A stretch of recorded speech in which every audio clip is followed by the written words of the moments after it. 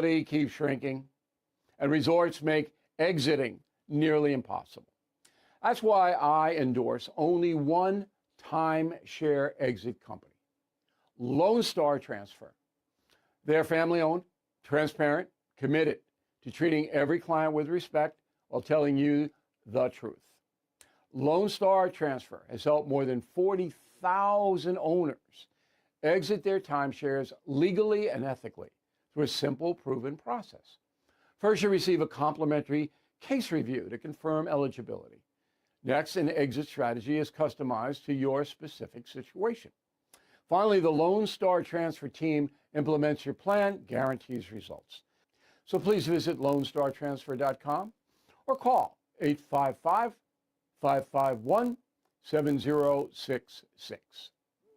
Thank you for listening to the O'Reilly Update. I am Bill O'Reilly. No spin, just facts, and always looking out for you. KLGY HD3 Clayton, K270BW Bellefonte, KNBS Bowling Green. This is News Talk STL at 1019, 94.1, and always streaming at newstalkstl.com. News this hour from Town Hall. I'm Keith Peters in Washington. President Trump is threatening more military action against Iran if there's no agreement to end the war. White House correspondent Greg Clugston reports. The president told Bloomberg News that he's highly unlikely to renew the 2-week ceasefire that expires soon. He also extended the ceasefire by 1 day, saying it will now expire Wednesday evening Washington time.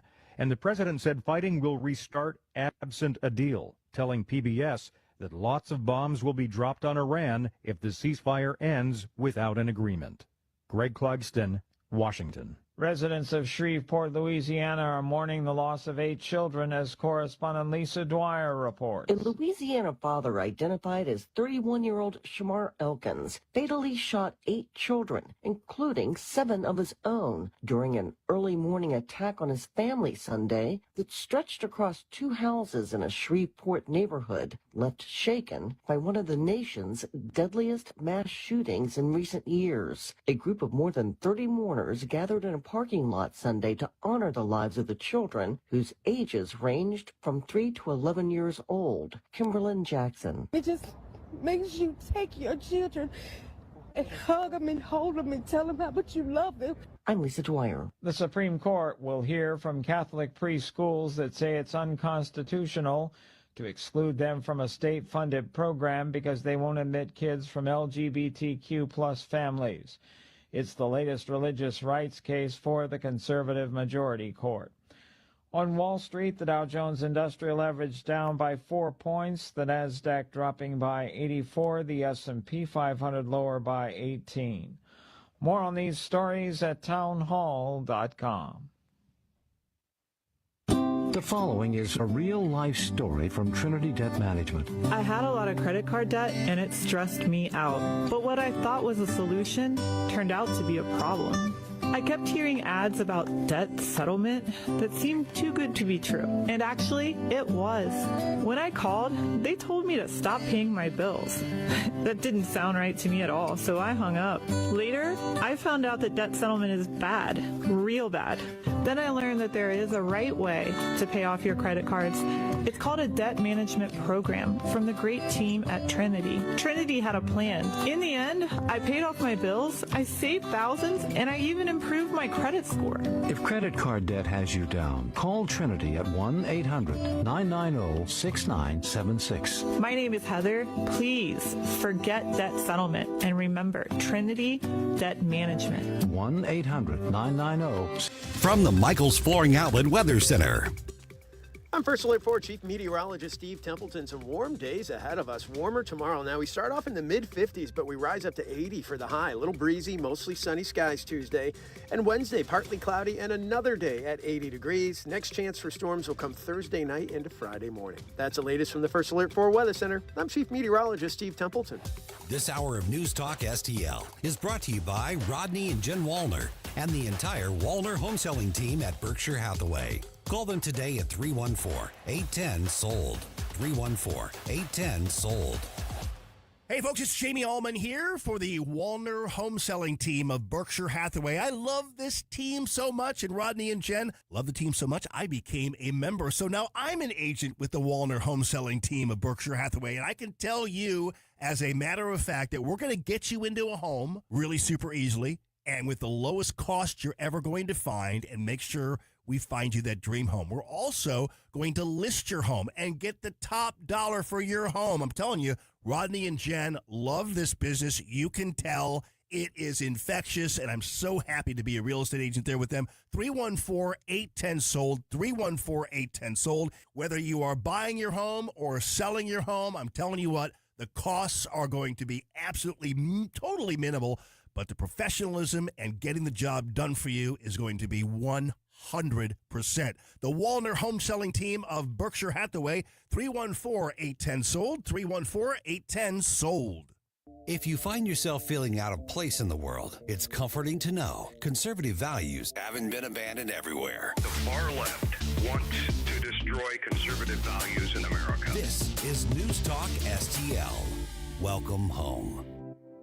Tim Jones and Chris Arps in the afternoon. The 9 most terrifying words in the English language are, I'm from the government and I'm here to help. The more you remove voting from Election Day, the more opportunity you're offering for people to commit fraud. Are you not entertained?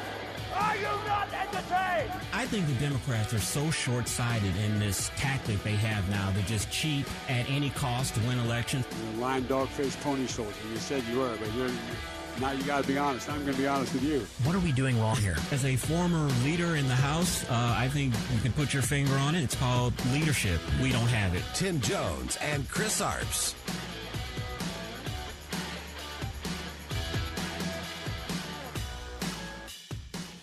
I would think it quite likely that Iran will not show up and negotiate, because what they've said about where negotiations are at has turned out to be a lot closer to the truth than anything coming out of the White House. So you believe Iran over the White House? Well, I wouldn't put it that way. I would put it exactly the way I just put it. Politics used to stop at the water's edge, and politicians used to be united when it came to America's interests abroad, but not with today's leftist progressive Democratic Party. That was a Democratic rep actually being challenged on one of the legacy media networks over the weekend. We'll discuss that and more with Jim Talon at 425, bring you up to speed on everything from the weekend with all of us here today back in the studio on the Tim Jones and Chris Arps Show. Chris, how you doing? I'm doing fantastic. Happy 420 Day to all of our stoners out there, and a special birthday greeting to our fearless leader, Mr. Jeff Allen. He bolted out of here. I figured he wouldn't be here today. Before I even arrived, I got here a little late today, and he was pulling out. I waved at him, and he's not a big birthday guy, so that's why we're going to make a big deal out of it and wish him a very happy birthday to Jeff Allen. We wouldn't be here but for him. We only do this because we love him. So for all of you who want to give Jeff Allen birthday greetings, send them in to our Twitter feed, Facebook, whatever, and we will pass them on. You have any idea what birthday this is for our fearless leader? I guess he would say 39, 39, 29, 39. Exactly. Maybe that's as high as he would go. But no, Jeff's a great guy. He's in great shape. He definitely belies whatever age he might be because he's extremely active. He created a company with Joe Rush just a few years ago that is now experiencing its 5th birthday this year. I know he's very proud of that birthday. That's a birthday I'm sure he would love to talk about. We'll talk about that later in a month or two when I'm sure we'll be unveiling some sort of big celebration that we're going to have with all of you all. I want you to join us for our 5th anniversary birthday celebration. Can you believe it? Barely 5 years ago, the little station that did not exist was launched, and it's now the News Talk STL Nation behemoth. Got lots to get to today and report on from a busy weekend behind. Yeah, that clip we came in with Representative Adam Smith is kind of the feeling of a lot of the Democrats, of the liberals. Tom Friedman, who is a Pulitzer Prize winner, he's a columnist for the New York Times, made a stunning statement last week where he qualified it by saying, hey, I don't like the Iranian regime. They're terrible. They export terrorism all over the world. But he hates to see Benjamin Netanyahu and President Trump get any credit if the regime falls or this is successful. He basically said that I would rather have the Iranians still in power than for Benjamin Netanyahu and for for the president to get any credit for basically changing the world. Mm. Absolutely stunning admission by Mr. Friedman, but can we really be surprised nowadays with the way the Democrats have done a complete 180 on Israel? And side note, Mr. Friedman is Jewish. Yes, and self-loathing, self-loathing. apparently. Yeah, but he actually said that he hates to see Donald Trump and Benjamin Netanyahu get any credit for toppling a regime such as the Iranian regime. Amazing. You know, Bill Maher, who is Jewish and is a big liberal, is a lot more honest broker on this, right, Chris? Because he realizes that, Bill Maher is not going to defend the craziest leftist progressive policies because one of them these days is to hate on the Jewish people. And Bill Maher, as a liberal Jew, is like, now they're coming for me. And don't we always say that the left always gets away with this. They're like, they're going to come for this, they're going to come for that. And eventually they're going to come for you. They're going to come for everyone because that side of the political aisle these days is very it's eat your own, right? And when you have this patchwork quilt of really no inherent core public policy positions, one day you hate this and you love that, and the next day you turn it on its head, and then the next day you're the one that's being targeted. Yeah, and Bill Maher is a comedian, of course, and we're seeing more and more wokeness, if I can use that term, from the comedians on the left because they realize that their whole craft depends on free speech, being able to say things that may offend people, but it's funny. And most people used to laugh at things like that. But he has come out.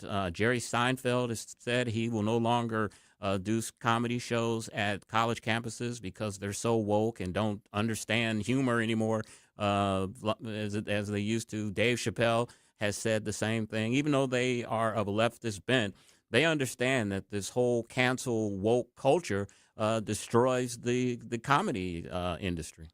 You know, Chris, I knew I was thinking of something from World War II. The whole first they came for this, then they came for that. It's actually from a post-war confessional poem written by German pastor Martin Niemöller about the cowardice of German intellectuals and clergy following the Nazis' rise to power, basically lambasting the Germans for turning a blind eye on this until basically the Nazis came for everyone. Maybe that's something I'll read on a speaker stump speech someday. But that's kind of the whole point of this is, you're safe from the angry mob until you're not. And I think that's what a lot of liberal comedians, a little commentators who are honest brokers are starting to realize when they look the other way when once again, here we are again, history doesn't repeat, but it echoes. The Jewish people, the Israelis, are becoming the world's scapegoat. Yeah, Dave Chappelle was a victim of cancel culture, or he almost was, when he was making some jokes about homosexuals, and they had an absolute conniption fit over and wanted to cancel him and his concerts, and I applaud him that he stood up to them. He's like, you're not going to cancel me. This is a joke. People find this funny. It's not offensive, and you stop being so woke and stop being so sensitive. Comedy pushes the realm of things like that. I mean, Don Rickles could not be a comedian in today's day and age. Of all the jokes that he made about Jews, which he was Jewish, against black people, Puerto Ricans, anybody was in his line of fire. And it was funny because we weren't as uptight as we are now. Yeah, the best comedians have and always will be equal opportunity offenders, right? Where they go after all those groups you mentioned and more. They go after white people, black people, Catholics, Christians, non-Christians, Jews, Greeks, it doesn't matter, right? And they do it and they have a wide range because they want to have a big portfolio of jokes. But Chris, the minute you start saying, well, you can't go over that group. Okay, well, that takes part of your repertoire away. Well, you can't go against that group. All right, I got to get rid of that segment. Eventually, you're not allowed to say anything about anyone, and comedy dies. And when a civilization loses the ability to poke a little fun at itself or be self-deprecating, it becomes overly serious, overly cynical, and eventually oppressive. Especially in the United States, when we are a country that is so diverse and has so many different cultures and nationalities. I mean, you should be able to poke a little fun at a group, as long as it's not offensive, overly offensive. But, racial stereotypical jokes, I don't find them offensive at all. I mean, that's comedy. That has been the rule of comedy for years. Indeed. Well, Chris, a lot of activity over the weekend. On Friday, we thought we were maybe getting close to a resolution in the Middle East, and then, of course, another 12 hours passed, and things kind of turned on their head. The Straits of Hormuz is open. Now it's closed. Now it's open. Someone played the, I don't know if it was Dr. Tobler, someone played the whole Bugs Bunny. Yeah, I saw Daffy that. Duck, I've seen the meme of rabbit that. season, duck season. So maybe we'll eventually trick the Iranians into something. But until then, Jim Talent will be with us in just a few moments, Must Listen Radio, to tell us what he thinks about all the latest developments and where we're headed to next. And I think what this weekend shows is the divide between the Iranian leadership. Look, the prime minister and the official part of the government, they are the ones that said that the strait was open. They were the ones that sounded like they were willing to negotiate, and the IRG, the Iranian Revolutionary Guard, they countered that and said, no, the Iranian Strait is not open. They actually kind of castigated the prime minister over the weekend on X account, saying that he should basically check with them before he makes any type of announcement. So, the Iranian leadership has been obliterated by Israel and by the United States, and this flip-flop over the weekend kind of shows the divide, and in the long run, it shows a weakening of the regime when, the left hand doesn't know what the right hand is doing. Mm-hmm. Despite what the left and the D.C. Democrats want to tell you, militarily, this operation has been a massive success. Now comes the hard part of how to extricate ourselves and what happens next for the region. That's why we have Jim Talent on Mondays. Usually there's so much activity over the weekend. We're going to ask him about that and also China's involvement in all of this as well. Yeah, and also the United States on Sunday actually seized an Iranian cargo ship. They shot, the president said on X that they damaged the engine room of the ship, and the U.S. military boarded that ship and took it over.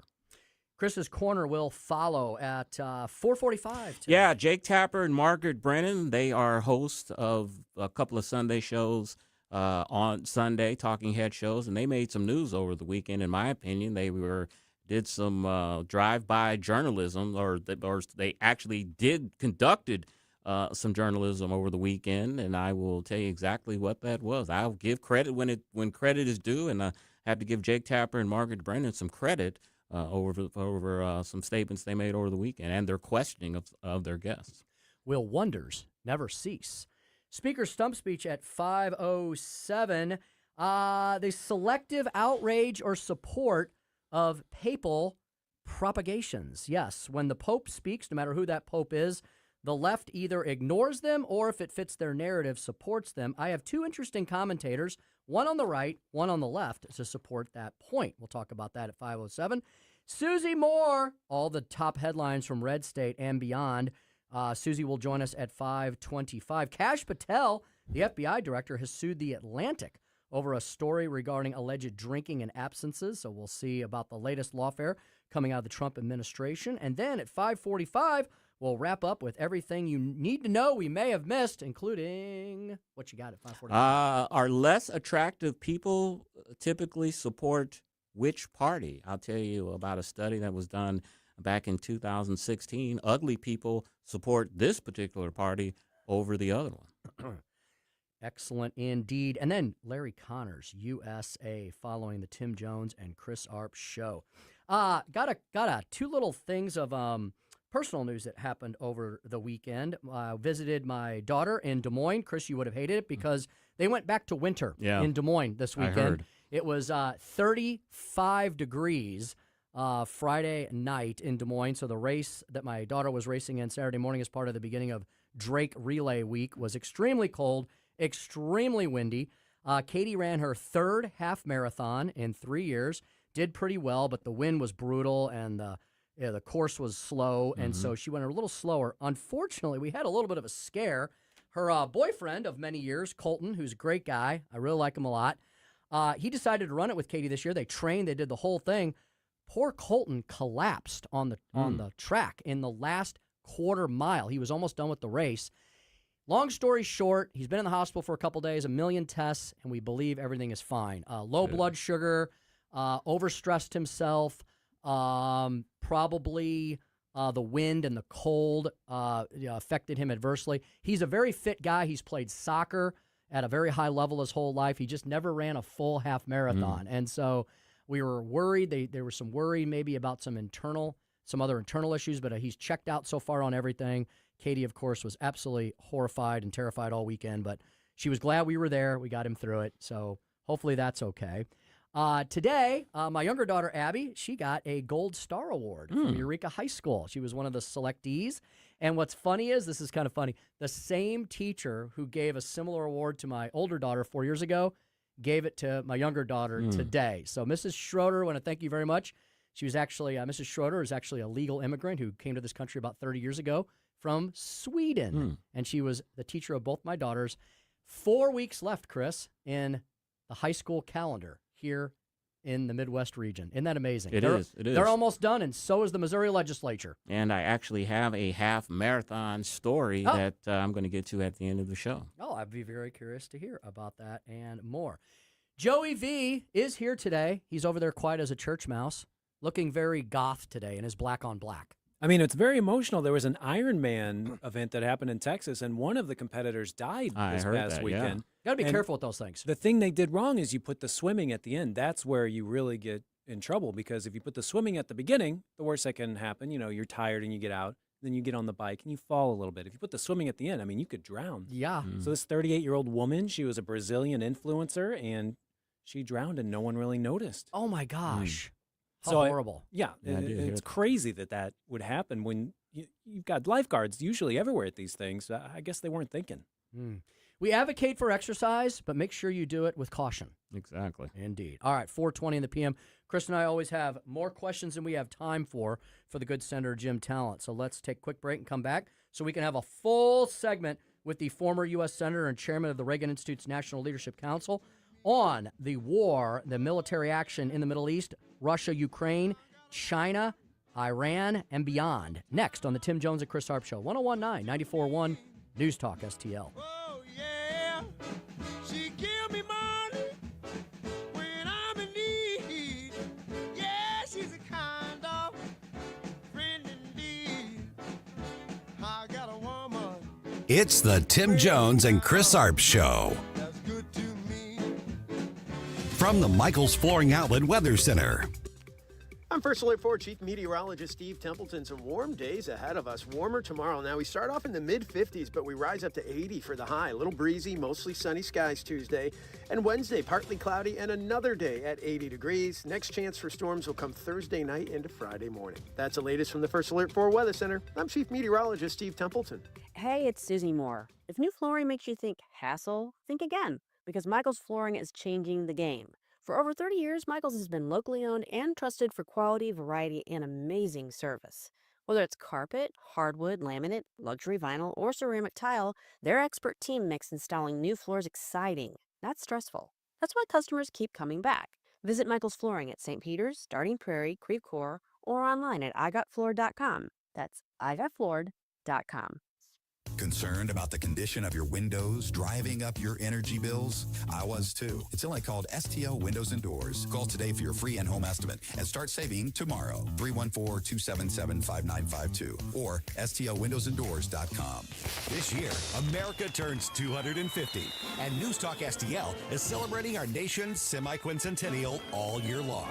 News Talk STL, #1 for live and local Soros-free talk, with proud supporters of our 250th birthday celebration. Doghouse Bar and Grill, Augusta Chamber of Commerce, and Ruthie's Family Restaurants. 250 years strong, and we're just getting started.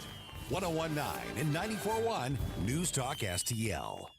Rhino Shield is engineered to outlast paint, formulated to outsmart the elements. Rain or shine, sleet or snow, mold or mildew. Our home exterior coatings intelligently designed to stand up to Mother Nature. Call 877-25-RHINO or 877-25rhino.com. This hour of Jones and Arps is brought to you by Stiefel. Contact your Stiefel financial advisor at stiefel.com. That's STIFEL.com. You made me cry when you said goodbye. Ain't that a shame? You're listening to Tim Jones and Chris Arps. Ain't that a shame? You're the one to blame. New tonight, the U.S. military has seized an Iranian-flagged cargo ship that it says tried to get around a naval blockade near the Strait of Hormuz. It marks the U.S. military's first interception since the blockade began.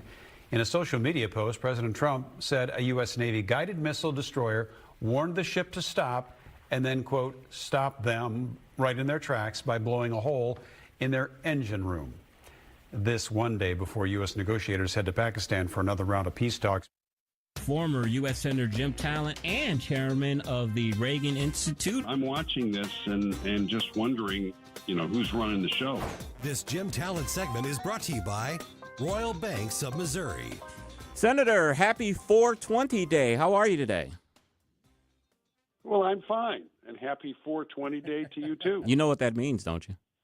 I was just going to ask, what is 420? That is the International Day for Stoners, where they celebrate the wonders of marijuana, 420 Day. I think it has something to do with a police code that they use, so it's 420 Day. I know you've never indulged in anything like that. I could comment on why you're so acutely aware of 420. I probably ought not. It's because I'm a talk show host, and I just try to be really, really informed. You're culturally engaged and informed. Exactly. All right, Senator, let's get into some serious business here. You heard that clip that over the weekend a Iranian cargo ship was struck by our military. The military boarded that cargo ship and took it over. We also have Vice President J.D. Vance and Jared Kushner and Steve Witkoff are headed to Islamabad for another round of negotiations with Iran, but Iran has still not signaled if they're going to take part. Give us your assessment of all this. In 30 seconds, right? We'll give you 45.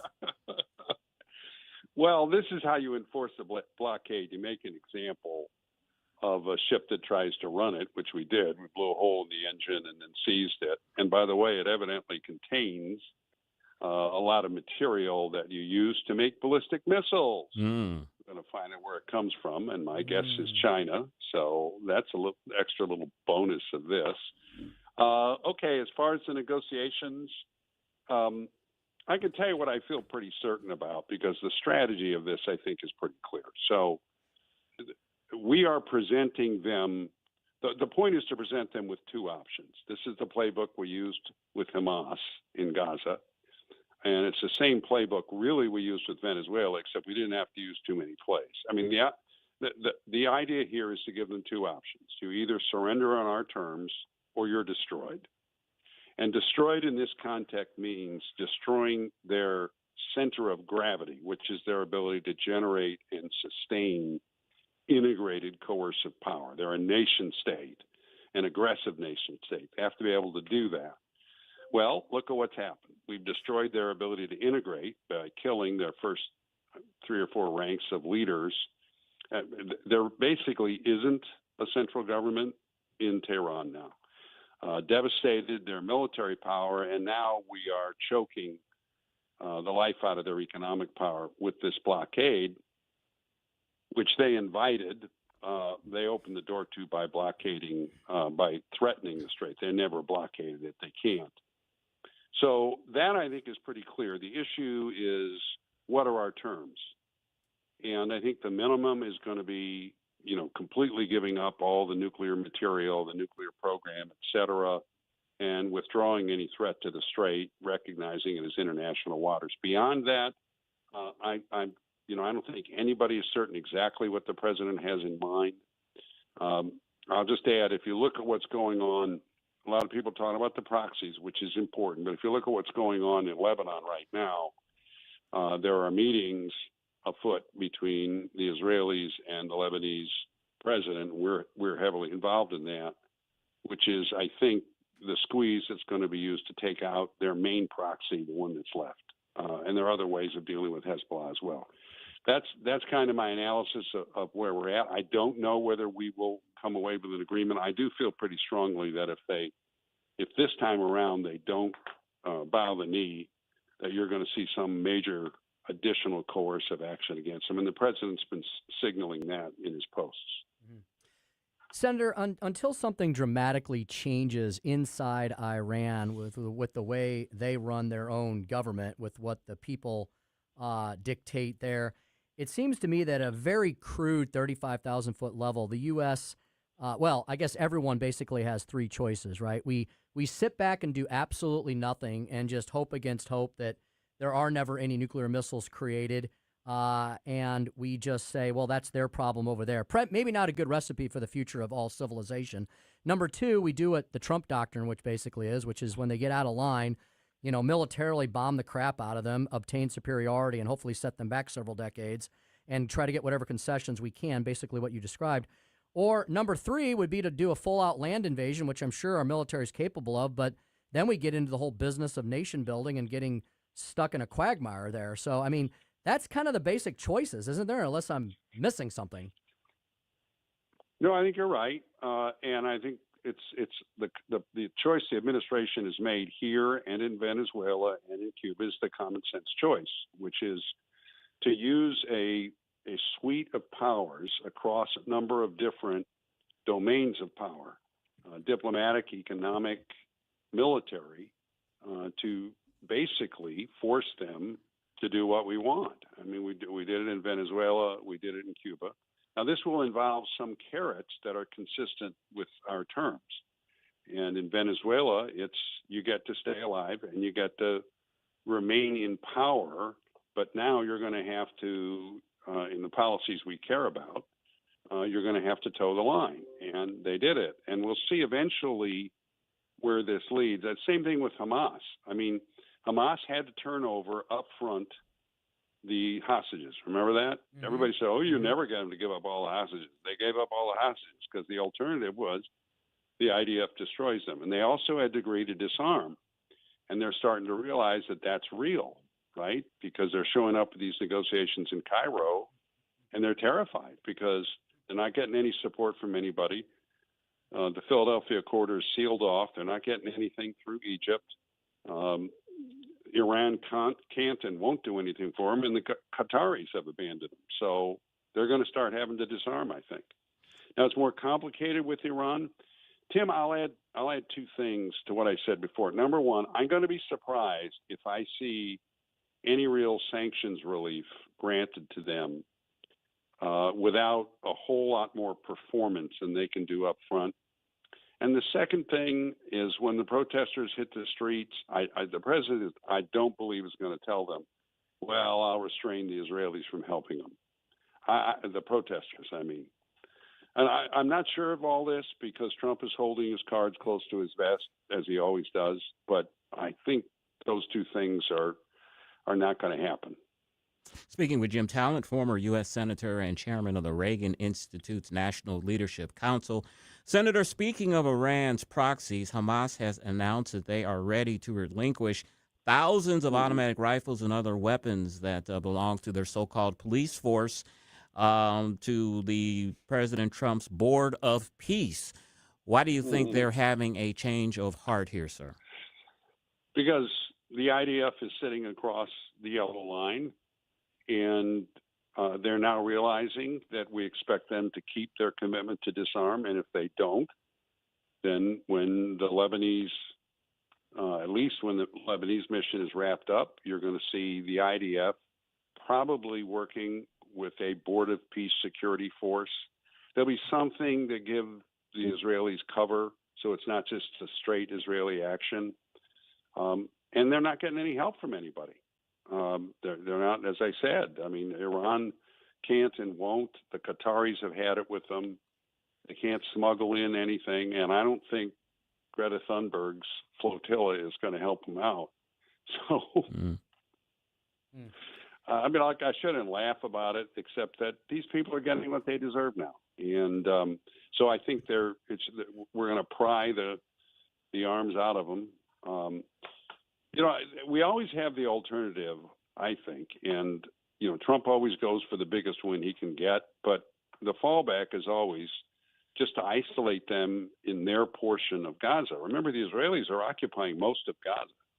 They don't have to leave until Hamas disarms, which also includes revealing the tunnel locations, by the way.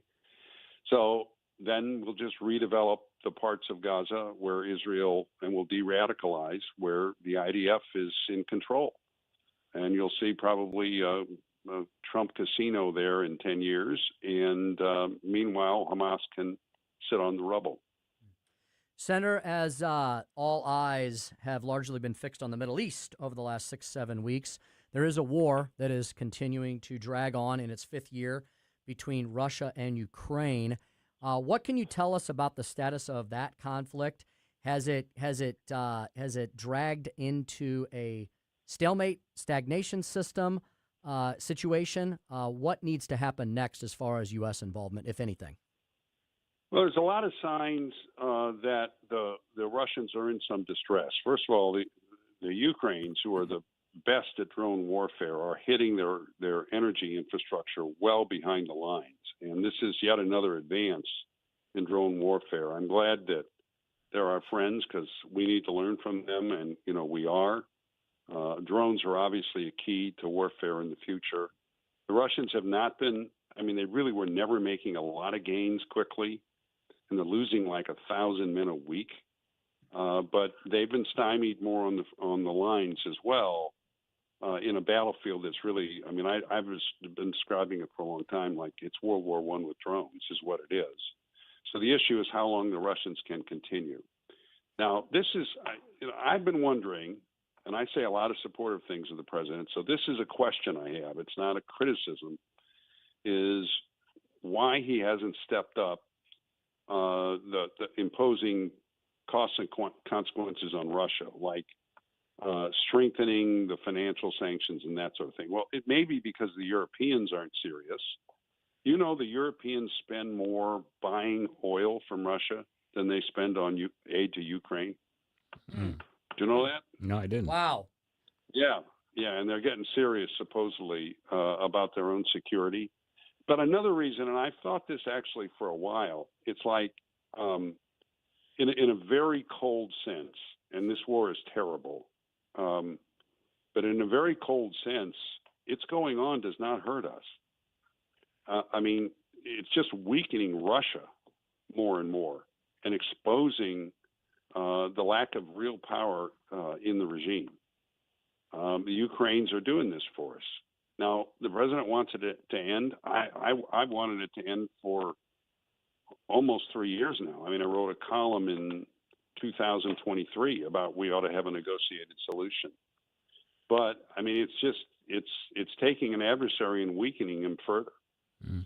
So that could be it could be the president saying, look, if Putin doesn't want to wake up, if he wants to keep burning what's left of his manpower, guys, I'm too old. I may not live to see it, but you guys, I think, will live to see the day when Russia is dismembered. Mm. I've said this to you several times on the show. Their far eastern federal district has got about 4 or 5 million people in it, I think. There's one Chinese province across the border that has 30 million people in it. And the Chinese claim that territory. Russia didn't get it until like the 19th century.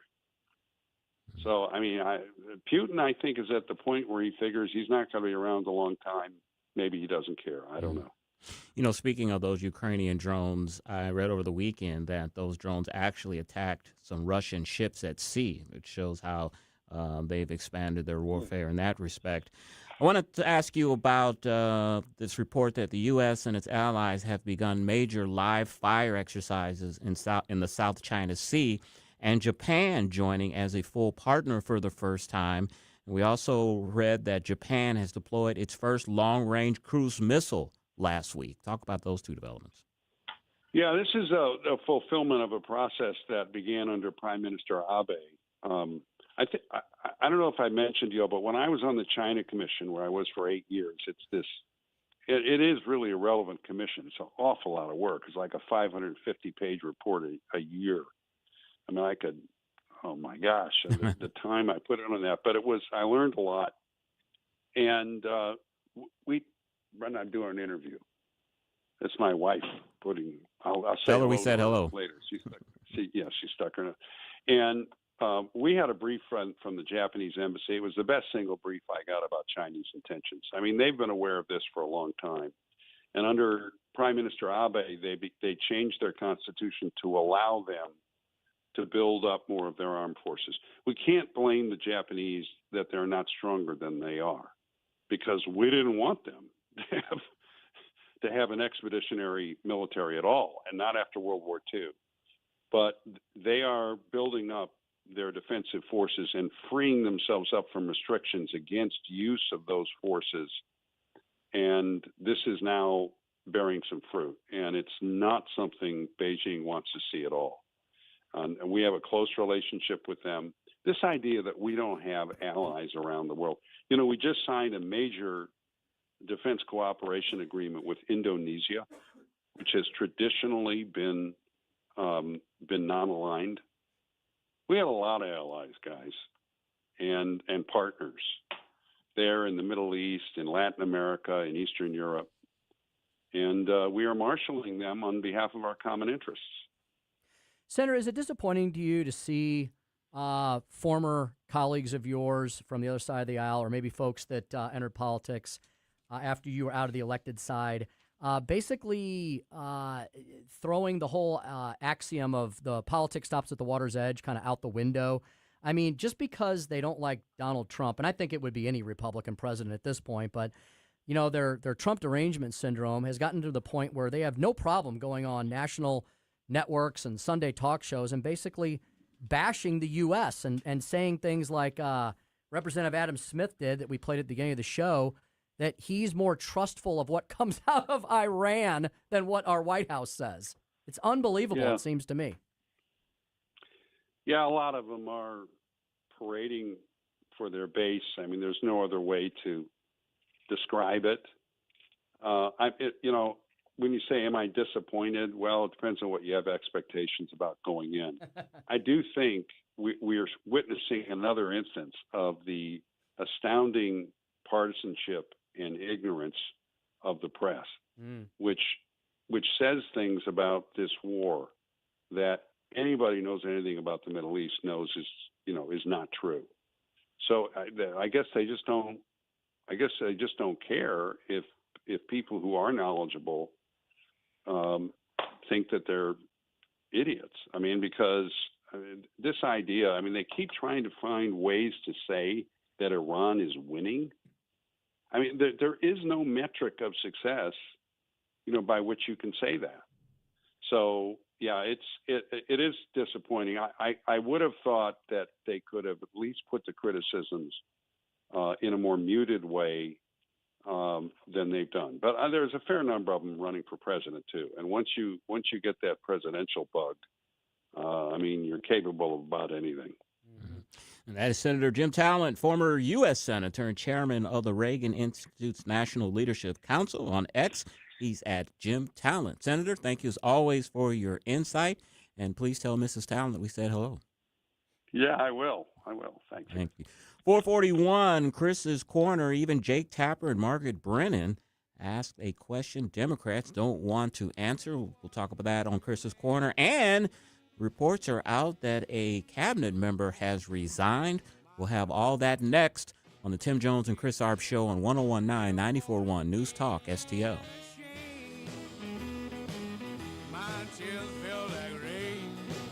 Like and subscribe to us on Rumble. News Talk STL. From the Michaels Flooring Outlet Weather Center. I'm First Alert 4 Chief Meteorologist Steve Templeton. Some warm days ahead of us. Warmer tomorrow. Now, we start off in the mid-50s, but we rise up to 80 for the high. A little breezy, mostly sunny skies Tuesday. And Wednesday, partly cloudy, and another day at 80 degrees. Next chance for storms will come Thursday night into Friday morning. That's the latest from the First Alert 4 Weather Center. I'm Chief Meteorologist Steve Templeton.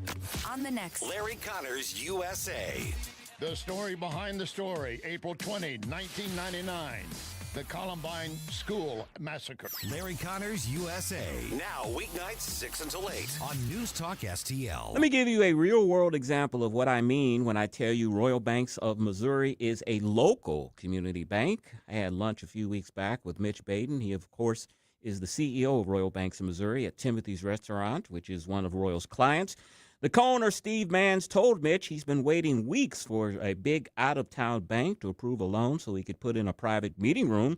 Paperwork was sent off, committee reviews, I'm sure, probably sitting on a desk in New York somewhere.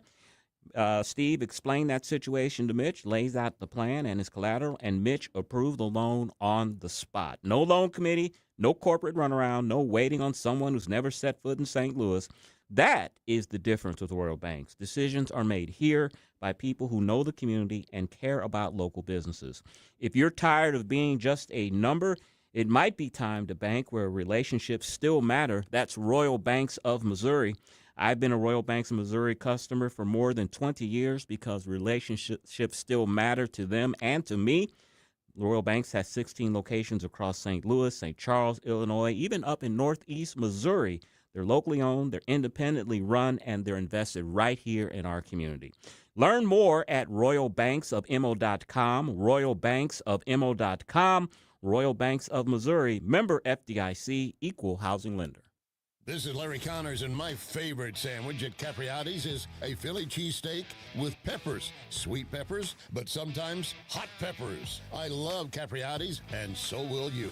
Open 9 to 9 daily on Manchester at McKnight in Rock Hill.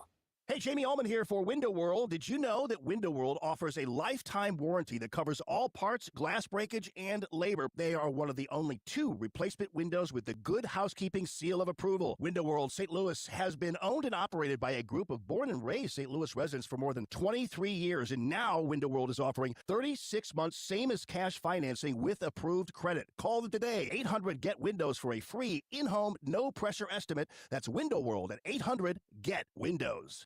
This hour of Jones and Arps is brought to you by Stifel. Contact your Stifel financial advisor at stifel.com. That's STIFEL.com.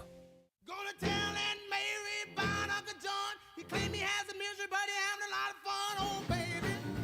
Yes, baby. Woo, baby. Having me some fun tonight. You're listening to Tim Jones and Chris Arps.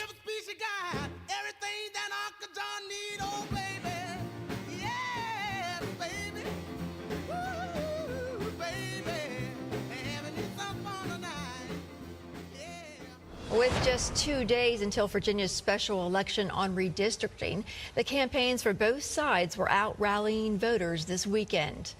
This Tuesday, Virginia voters will head to the polls to decide whether congressional lines can be redrawn ahead of November's midterm elections. Voters are being asked to temporarily suspend a voter-approved bipartisan redistricting commission, which drew current maps that favor Democrats 6-5 to new maps that favor Democrats 10-1. Chris.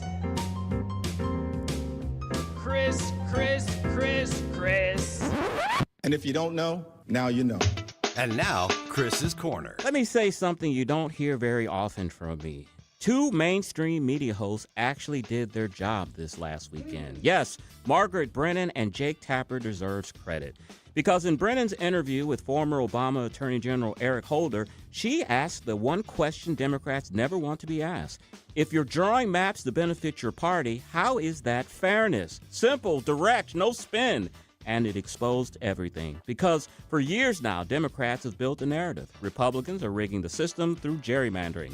That's the talking point, that's the branding, that's the moral high ground they claim. But Brennan cut right through it. And here's what makes this moment even more significant. It's not just Margaret Brennan. Even CNN's Jake Tapper is starting to say the quiet part out loud. Talking about Democratic redistricting efforts, he said regarding Virginia, this is not a 10-1 Democrat to Republican Commonwealth. That is maybe 5-4. Is that fair? Think about that. When Jake Tapper is questioning whether Democrats are overreaching, you know something real is being exposed. And what did Eric Holder say when pressed? He didn't deny it. He didn't claim neutrality. He said this is a national fight. He pointed to states like Texas, even mentioned Missouri, and his argument was simple. If Republicans gain seats there, Democrats are going to respond in states they control like California and Virginia. Now, here's the part they don't like to talk about. They've already been doing it. Look at Illinois. This is one of the most aggressively gerrymandered states in America, and it's controlled by Democrats. Democrats hold 14 out of 17 congressional seats, even though Republicans consistently get around 40% of the vote. How did they do it? By drawing districts that don't represent communities, they manufacture outcomes. There's even a district named the Earmuffs. 2 separate population centers connected by a narrow strip of land. Not because they belong together, but because it produces the political result Democrats want. That's not fairness, that's engineering. Now go to Maryland, and this is where it gets even more telling, because even Democrats there are starting to admit the problem. Former Attorney General Brian Frosh raised concerns about partisan maps, and former Governor Martin O'Malley oversaw maps that were later challenged for partisan intent. Let that sink in. Even Democrats are quietly acknowledging the system is broken, even when it benefits them. So let's be honest. This isn't about Republicans doing something Democrats are above. This is about both parties playing the same game when they get power. And that's why Margaret Brennan's question mattered, because she forced Eric Holder to admit what conservatives have been saying all along. This isn't about fairness, it's about power. When Democrats say fair maps, what they really mean is maps that produce more Democratic seats. And yes, Republicans want the same advantages in the states they control, but don't let one side pretend they're referees when they're clearly players on the field. That's what Brennan exposed. And now even voices like Jake Tapper are starting to acknowledge it. We're no longer debating whether gerrymandering is right or wrong. We're debating who gets to do it and how aggressively. And thanks to one honest question from Margaret Brennan, even Eric Holder and even parts of the mainstream media can't hide that reality anymore. And that is Chris's Corner. Mm-hmm. There is an election in Virginia tomorrow, and the proponents of restructuring these districts are very nervous. The recent poll showed that the yes amendment only leads by 5 points. So people in Virginia are, it's a purplish type of state, but even they see turning Virginia's congressional districts from 10 to 1 is not fair, and this measure could go down tomorrow. That would be nice. I'm not holding my breath because some of these purple states who have become bluer have really disappointed. But wouldn't it be great if in where it's obvious that a state should not be so upside down that it wouldn't be, right? It seems like in states that have like bipartisan commissions or something of that sort, look, the party in power is always going to politically design things towards its end and means, but it'd be nice if it wasn't like 10-0. Yeah. You know what I mean? Mm-hmm. It'd be nice if you could take something along the lines of the percentage of votes cast and come up with a congressional delegation that exemplified that, right? Yep. Exactly. Something a little more I know politics is not always mathematical, but maybe it could have a touch of that so it would be considered a touch more fair, no matter if it's a red state or a blue state. Notice, News of the United States, that's what it stands for. It's a nonprofit, nonpartisan digital news outlet, is citing sources that Labor Secretary Lori Chavez DeRemer has resigned. She's been on the hot seat for quite a while now. She is under investigation over allegations she had an affair with a member of her security detail. Oh, boy. Drank on the job and took staff to a strip club. Her husband has been banned from the Labor Department building after 2 female staffers made accusations against him, and 3 staffers have filed civil rights complaints alleging a hostile workplace.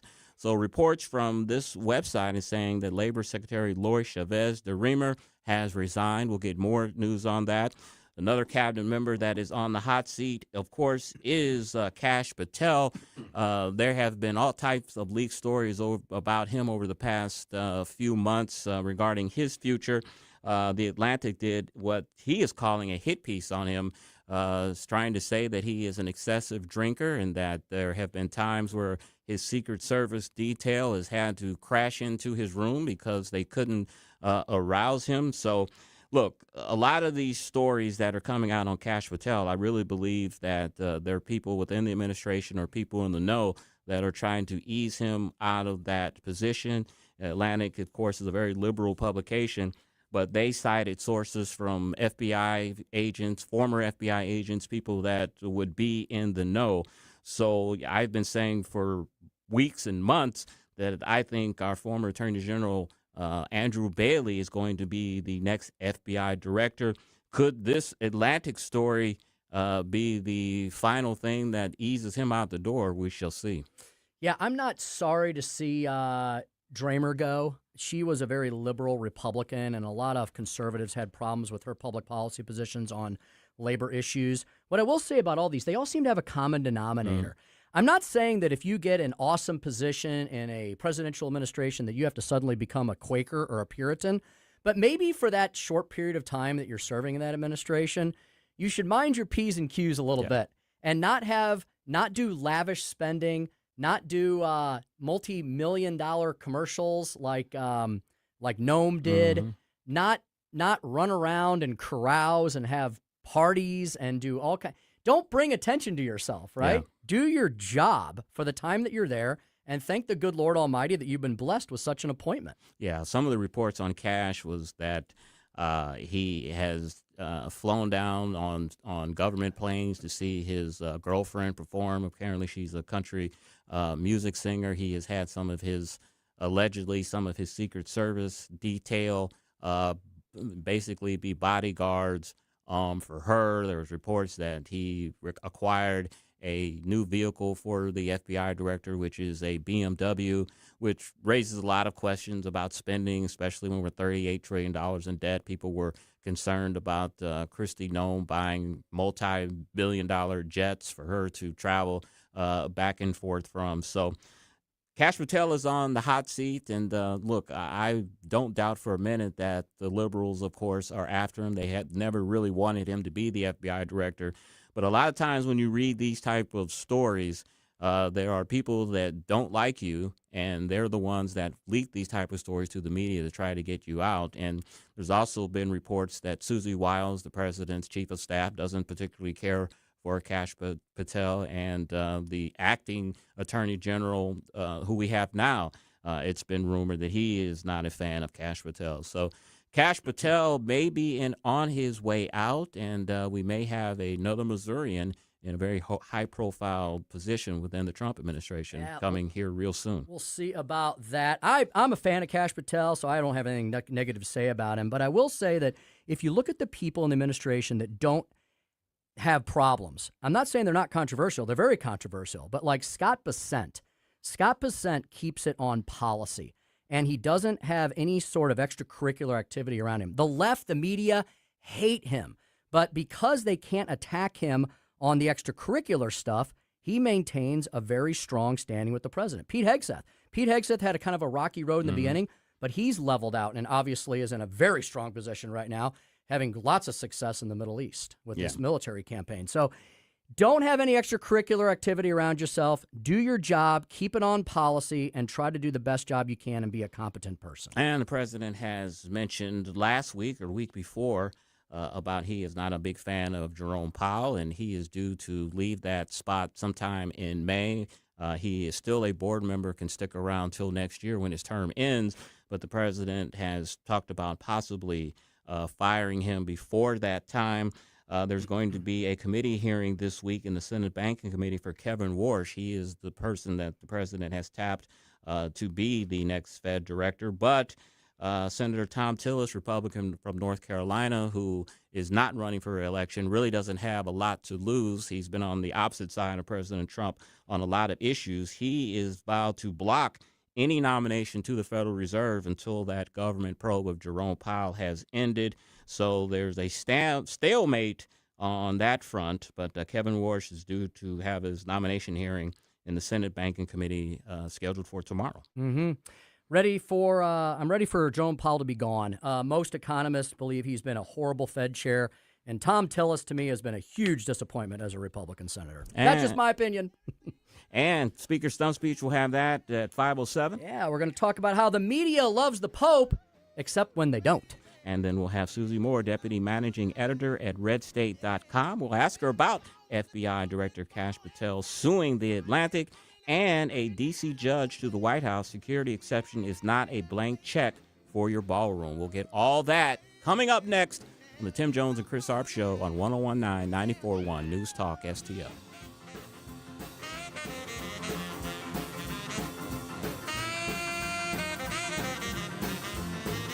Kathy Connor from Connor Roofing is here. Kathy, how you doing? Good. Hi, Vic. You know, when you need a roof, I don't want to call a stranger. I want to call you. Yeah, thanks. At Connor Roofing, we're more than just a roofing company. How long you been doing it? Since 1993. And year after year, storm after storm, you guys are always there. Because this is our home too, Vic. Our kids go to school with your kids. We cheer for the same teams. Go Blues! So support your neighbors. Call Connor Roofing at 314-375-7475 or CONNER roofing.com. Thanks, Vic.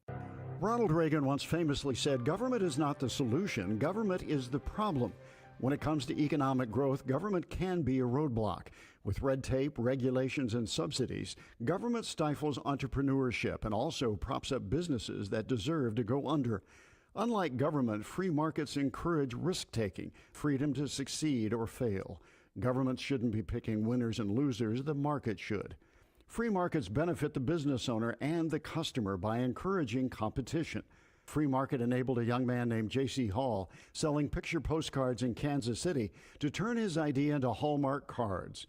In St. Louis, the free market made it possible for Adolphus Busch to turn his father-in-law's local beer into the world's largest brewery. A free market also means you get to send your kids to the school of your choice. Learn more about free markets at showmeinstitute.org. The Show Me Minute has been brought to you by Show Me Institute and Show Me Opportunity. What if Missouri eliminated its income tax entirely? Find out how at the Road to Zero Income Tax Town Hall. Hosted by News Talk STL's own Mike Ferguson. Joined by Senator Nick Schroer and Representative Ben Keithley. Come ready with your questions and get the facts on the plan to phase out Missouri's income tax for good. Thursday, April 30th at the Lodge de Pere, presented by AFP Missouri and Mo Tax Relief Now. RSVP today at afpmissouri.com. That's afpmissouri.com. KLGY HD3 Clayton, K270BW Bellefonte, KNBS Bowling Green. This is News Talk STL at 1019, 94.1, and always streaming at newstalkstl.com. News this hour from Town Hall. I'm Keith Peters in Washington. Iran is threatening a response after the U.S. Navy seizes an Iranian-flagged cargo ship. The U.S. Navy's forcible seizure of an Iranian-flagged cargo ship has thrown into doubt an announcement from President Donald Trump that U.S. negotiators will head to Pakistan on Monday for another round of talks with Iran. Trump's announcement on Sunday had raised hopes of extending a fragile ceasefire, while Iran's foreign ministry spokesperson adds Tehran does not have plans yet to attend any talks with the U.S. Trump had said the cargo ship had been stopped by blowing a hole in the engine room and that U.S. Marines had custody of the vessel, named Tuska, and were seeing what's on board. Iran's Joint Military Command says Tehran will respond soon. I'm Charles de Ledesma. The State Department on Monday issued visa restrictions for 75 people who they say are linked to the Sinaloa cartel. Secretary of State Marco Rubio wrote in a statement, quote, "The Sinaloa cartel smuggles in fentanyl, which the president designated as a weapon of mass destruction, and other deadly drugs that harm American communities." In September, the Treasury Department also sanctioned members of the Sinaloa faction known as Los Mayos. President Trump created the Shield of the Americas to partner with other heads of state on efforts to end transnational drug trafficking, illegal immigration, and violent activity in the Western Hemisphere. Bernie Bennett, Washington. The nation's capital is abuzz with the sound of Scripture being read aloud. At the Museum of the Bible, every verse of the Bible from Genesis to Revelation is being read aloud. An army of volunteer readers will stand at the podium for brief readings from 9 a.m. to 9 p.m. daily until the entire Bible is read in 7 days. On Wall Street, the Dow down by 4 points, the Nasdaq dropped 84, the S&P declined 18. More at townhall.com. West Financial Group is not a law firm. Ask yourself this question. Is it really worth holding on to that timeshare that you know you need to get rid of? Here's the truth. The average maintenance fee just went up over 17%. That could have been 117%, and there's nothing you can do about it. When you buy a timeshare, you give them a blank check for annual maintenance and assessment fees. I'm Chuck McDowell, founder of Wesley Financial Group. For 15 years, I've helped over 50,000 families cancel their timeshare. Not sell it, not transfer it, cancel it. Did you buy a timeshare because they told you it was a great investment and your maintenance fees would never go up? That's a lie. Are you ready to get rid of your timeshare once and for all? Simply call us and I'll send you our timeshare exit kit that explains all your options for cancellation. Call Wesley now for your timeshare exit kit. 800-366-6161. That's 800-366-6161. 800-366-6161. From the Michaels Flooring Outlet Weather Center. I'm First Alert 4 Chief Meteorologist Steve Templeton. Some warm days ahead of us. Warmer tomorrow. Now, we start off in the mid-50s, but we rise up to 80 for the high. A little breezy, mostly sunny skies Tuesday. And Wednesday, partly cloudy, and another day at 80 degrees. Next chance for storms will come Thursday night into Friday morning. That's the latest from the First Alert 4 Weather Center. I'm Chief Meteorologist Steve Templeton. This hour of News Talk STL is brought to you by Stifel, serving investors for over 130 years. Contact your Stifel financial advisor at stifel.com. That's STIFEL.com. Hey, it's Vic Porcelli. We're sitting here with our great friend, Chris Cooper. Hi, Chris. What's going on, Vic? How are you? I hear you wrote another book. This one's an e-book. Is that right? The Business Owner's Playbook for Financial Clarity. So it is a great book for entrepreneurs. It's a very short guide. Give people, business owners, the ability to understand key questions that are important, such as succession planning, legacy planning, getting the IRS out of our pockets, right? Because do you like paying taxes? I do not. I don't think anybody likes paying taxes, right? That just makes sense. And then always talking about protection. And then the other thing from a business owner perspective, what is the biggest asset a business owner has? Probably their business itself, right? We need to make sure we understand what the value of that business is as well. So this new book, I'm sure, is incredibly expensive, right? How much? No, it's a free resource. Oh, it's free. We provide guidance, we provide education because we want to make sure people feel educated and understanding because sometimes you don't know what questions to ask, and we need to make sure we help arm people with information to ask the right question. Reach out to Chris and Stacy today at SerenityWealthNow.com. Investment advice offered through Fortis Capital Advisors, LLC. The news and talk We definitely hope and pray for a regime change. The Iranian people deserve much better. that matters to St. Louis. Iran has no air defenses. Iran has no navy. And it's going to be over with pretty soon. This is 101.9 and 94.1 News Talk STL. Tim Jones and Chris Arps in the afternoon. The 9 most terrifying words in the English language are, I'm from the government and I'm here to help. The more you remove voting from Election Day, the more opportunity you're offering for people to commit fraud. Are you not entertained? Are you not entertained? I think the Democrats are so short-sighted in this tactic they have now to just cheat at any cost to win elections. You're a lying dog-faced pony soldier. You said you were, but now you got to be honest. I'm going to be honest with you. What are we doing wrong here? As a former leader in the House, I think you can put your finger on it. It's called leadership. We don't have it. Tim Jones and Chris Arps.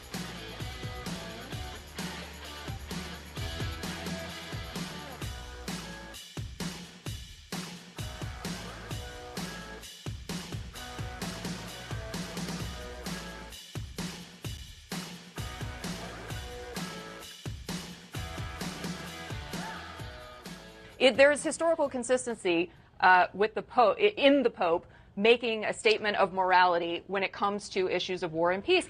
Donald Trump is the difference here. Donald Trump's reaction is the difference but here. But you would agree it's not uncommon for presidents of the United States to disagree with popes, right? Sure. I mean, your old boss didn't agree on abortion or gay marriage, correct? He was also a very devout Catholic who went to Mass who happened to disagree vehemently with the Pope on abortion and gay marriage. Let's not conflate Joe Biden's Catholicism with the way Donald Trump talks about religion. Well, he's off the theology on abortion and gay marriage. All right, pause. Jonah. America's treasure, at least as his appearances show on CNN. Scott Jennings pointing out the absolute hypocrisy of the lunatic left. Welcome back to the Tim Jones and Chris Arps show. It is Monday, 4/20. Joey, it's pot smoking day or something. Like, what is this about 4/20? I wouldn't even know. Some law was passed, I think, on 4/20, where Probably we could a eat our criminal first code. gummy or something. Yeah, I think like 187 they say is the murder code that police say over the scanners. So I guess 420 may be some sort of drug code. You know, I'm not into that stuff. I wouldn't know the first thing about it. When you said that, I don't know why. You know, when some people say certain things, other things pop in your head. Immediately when you said that about the drug code, I don't know why this popped in my head. Joey, famous saying from an old movie, I think it was Clint Eastwood movie, "Play Misty for me," right? Mm-hmm, yeah. Wasn't that a code for something, like for a murderer or something back in that movie? Well, in that specific movie, he's a DJ for some reason out of his own house. He just goes to another room and he was ahead of his time. And he's a DJ. Yeah. And that's just the song that this one lady wants to hear over and over, but she's obsessed with him. ends up finding out where his house is and tries to kill him. And the whole Play Misty for me. I don't know if there's more to it. I'll have to look that up. Okay. I know that Misty was the name of that specific song, though. That's what I was thinking about there. Welcome back to the program. 1019-9401 News Talk STL. It's a manic Monday. Are we doing a show indeed. here today? We are. Oh, okay. We are. It's sorry, okay. Sorry I'm late. You know me, Chris. I can just filibuster for hours about this, that, and the other thing. Chris, I was getting ready to tell everybody about all these great events we have coming up, and I know a lot of people are driving right now, home from work. Thanks for tuning us in on the app, on 1019, on 94.1, on whatever you're streaming us on. That's fantastic. We stream on everything. So I don't want to overwhelm you with too many events, so we'll just do 1 month at a time. We do have an event coming up here in April. We have another one in May. We have another big one in June, and we're probably going to add some more to that because it is our 5th anniversary here as well. All right, coming up next week. Next week's the end of April, Chris. What happened? Yeah, it is. next week is the end of April. To celebrate the end of April, on Thursday, April 30th, we are going to be holding the Road to Zero Income Tax Town Hall with our intrepid sponsors, AFP Missouri and Mo Tax Relief Now. The event will feature and be moderated by our very own morning guy, Mike Ferguson. I hope they let him. Are they going to give him an extra half an hour of sleep or something? Yeah. Mike Ferguson will be there moderating this event. It will feature State Senator Nick Schroer. You all know him. And, of course, you also know Representative Ben Keithley. Nick Schroer has been advocating for the income tax cut and elimination bill in the Senate. Ben Keithley has been definitely carrying the freight on that in the House, along with the other conservatives. They're both going to be there to answer your questions, to explain things. Where are we in this process? And it looks like maybe even by then the bill could possibly get passed. But the bill that is up this year will be one that we all will have to vote on. So even if it gets passed by then, you'll need to know what the heck's in it in order to make a proper decision as to vote for it this November. So that's coming up Thursday, April 30th, 6 to 8 p.m. at the beautiful Lodge de Pere. Everything regarding the event, all the information is on our website, newstalkstl.com. Doors at 6, program at 6:30. It will be a great event. Please come, see us all, and enjoy. And it is official. Director of Communications for the White House, Stephen Chang, said on a statement on X that Labor Secretary Lori Chavez de Reamer will be leaving the administration to take a position in the private sector. She's done a phenomenal job in her role by protecting American workers, enacting fair labor practices, and helping Americans gain additional skills to improve their lives. So Labor Secretary is out. You know who else is on the outs? Have you been following this Yankees bump versus the Mets curse? Have you been following this at all? I have not. Since Donald Trump visited the Yankees a few weeks ago, the Yankees are... since last year. This goes back to last year. Donald Trump visited the Yankees near the end of the season in their locker room. They're 27-12 since Donald Trump personally set foot in Yankee Stadium. 27-12. A few weeks ago, Mondami visited the Mets and gave their mascots a big hug. Chris, since the Mondami visit, the Mets are 0-11. There's something going on there. I did see that. And our Cardinals are on a roll. They swept the Astros over the weekend. They used a little small ball, and they used little home runs as well. So this is a very young team, but I'm excited about them. They may do something this year or make it exciting. That division, the NL Central, which usually is not the best division, is, I think, the second best division currently in the major leagues. All of the teams are doing remarkably well, including the Cardinals. We were talking last week about how they were just barely over 500. Like you said, you blink and all of a sudden 4 or 5 games are passed. The Cardinals are, I think, 13-8 now, doing very well. Is Jordan Walker, does he just keep hitting home runs? He keeps hitting home runs. All of the players are just doing very, very well. And when I went to the game last weekend, it gave me flashes of the 1980s Whitey Ball era because they were stealing bases left and right, manufacturing runs. And I'm like, this is the type of ball that the Whitey Herzog, White Rat Cardinals used to play. It brought back good memories. Those were fun years. Remember them well. I'm not a big baseball book reader, but I have read a couple over the decades, and that was one of my favorites. I read the book, The White Rat. I don't know if he wrote that himself or if that was a biography, but I remember it was a very fascinating story, and I like that we are playing that kind of ball again. It's exciting, it's fun, it's aggressive. There's always lots going on. And, Chris, this is the kind of team that, people don't know much about. A lot of newer players, a couple veterans, but mainly, newer faces, maybe not as well known, definitely not high up on the payroll. those kinds of teams can sometimes surprise the experts. You know, I saw something, too, that was very interesting. There is a trend now in the major leagues to give first-year rookies who were very, very high prospects and are doing well, giving them contract extensions. And they're talking about giving a contract extension to Weatherholt. But that's amazing to me. I mean, guys that really don't have a track record but have played well at the beginning of the season and were big prospects, these teams are looking to want to lock them in. So that's like unheard of. Yeah, that really is. That's getting a rookie getting a contract extension. That is definitely a new trend. A lot of new trends in sports, some good, some bad, and this seems to be kind of following on the heels of the NIL news and the college players and all that sort of thing. Yeah, we're firmly into baseball season. The hockey playoffs have begun. Unfortunately, the Blues didn't make the cut this year. Chris, I don't know about you. I probably won't watch much of the hockey playoffs until maybe the Stanley Cup, and I'm a hockey guy, so I'll watch the Stanley Cup, but it's never as exciting when your hometown team doesn't make the cut. That's the only time I watch hockey is when the Blues are in the playoffs, deep in the playoffs. Other than that, I don't watch it. But I did, for the first time in years, watch the little first-round NBA playoffs. How was that? Yesterday? It was very good. It was when the Lakers played the Rockets, and then the Knicks were playing the Celtics. Pretty good games. Mm-hmm. I watched a little bit of the RBC and Golf World. I watched a little bit of the RBC Heritage Cup Classic, whatever they call it. It's down at Hilton Head. It's always there the week after the Masters. It's the place at Harbor Town. Harbor Town is the name of the course. It's in Hilton Head. It's got the famous lighthouse. That's their little logo mascot thingy. And let me tell you, Chris, freaking Scotty Scheffler. He may not be winning these tournaments, but this guy has got to be the most consistent, best golfer in the world.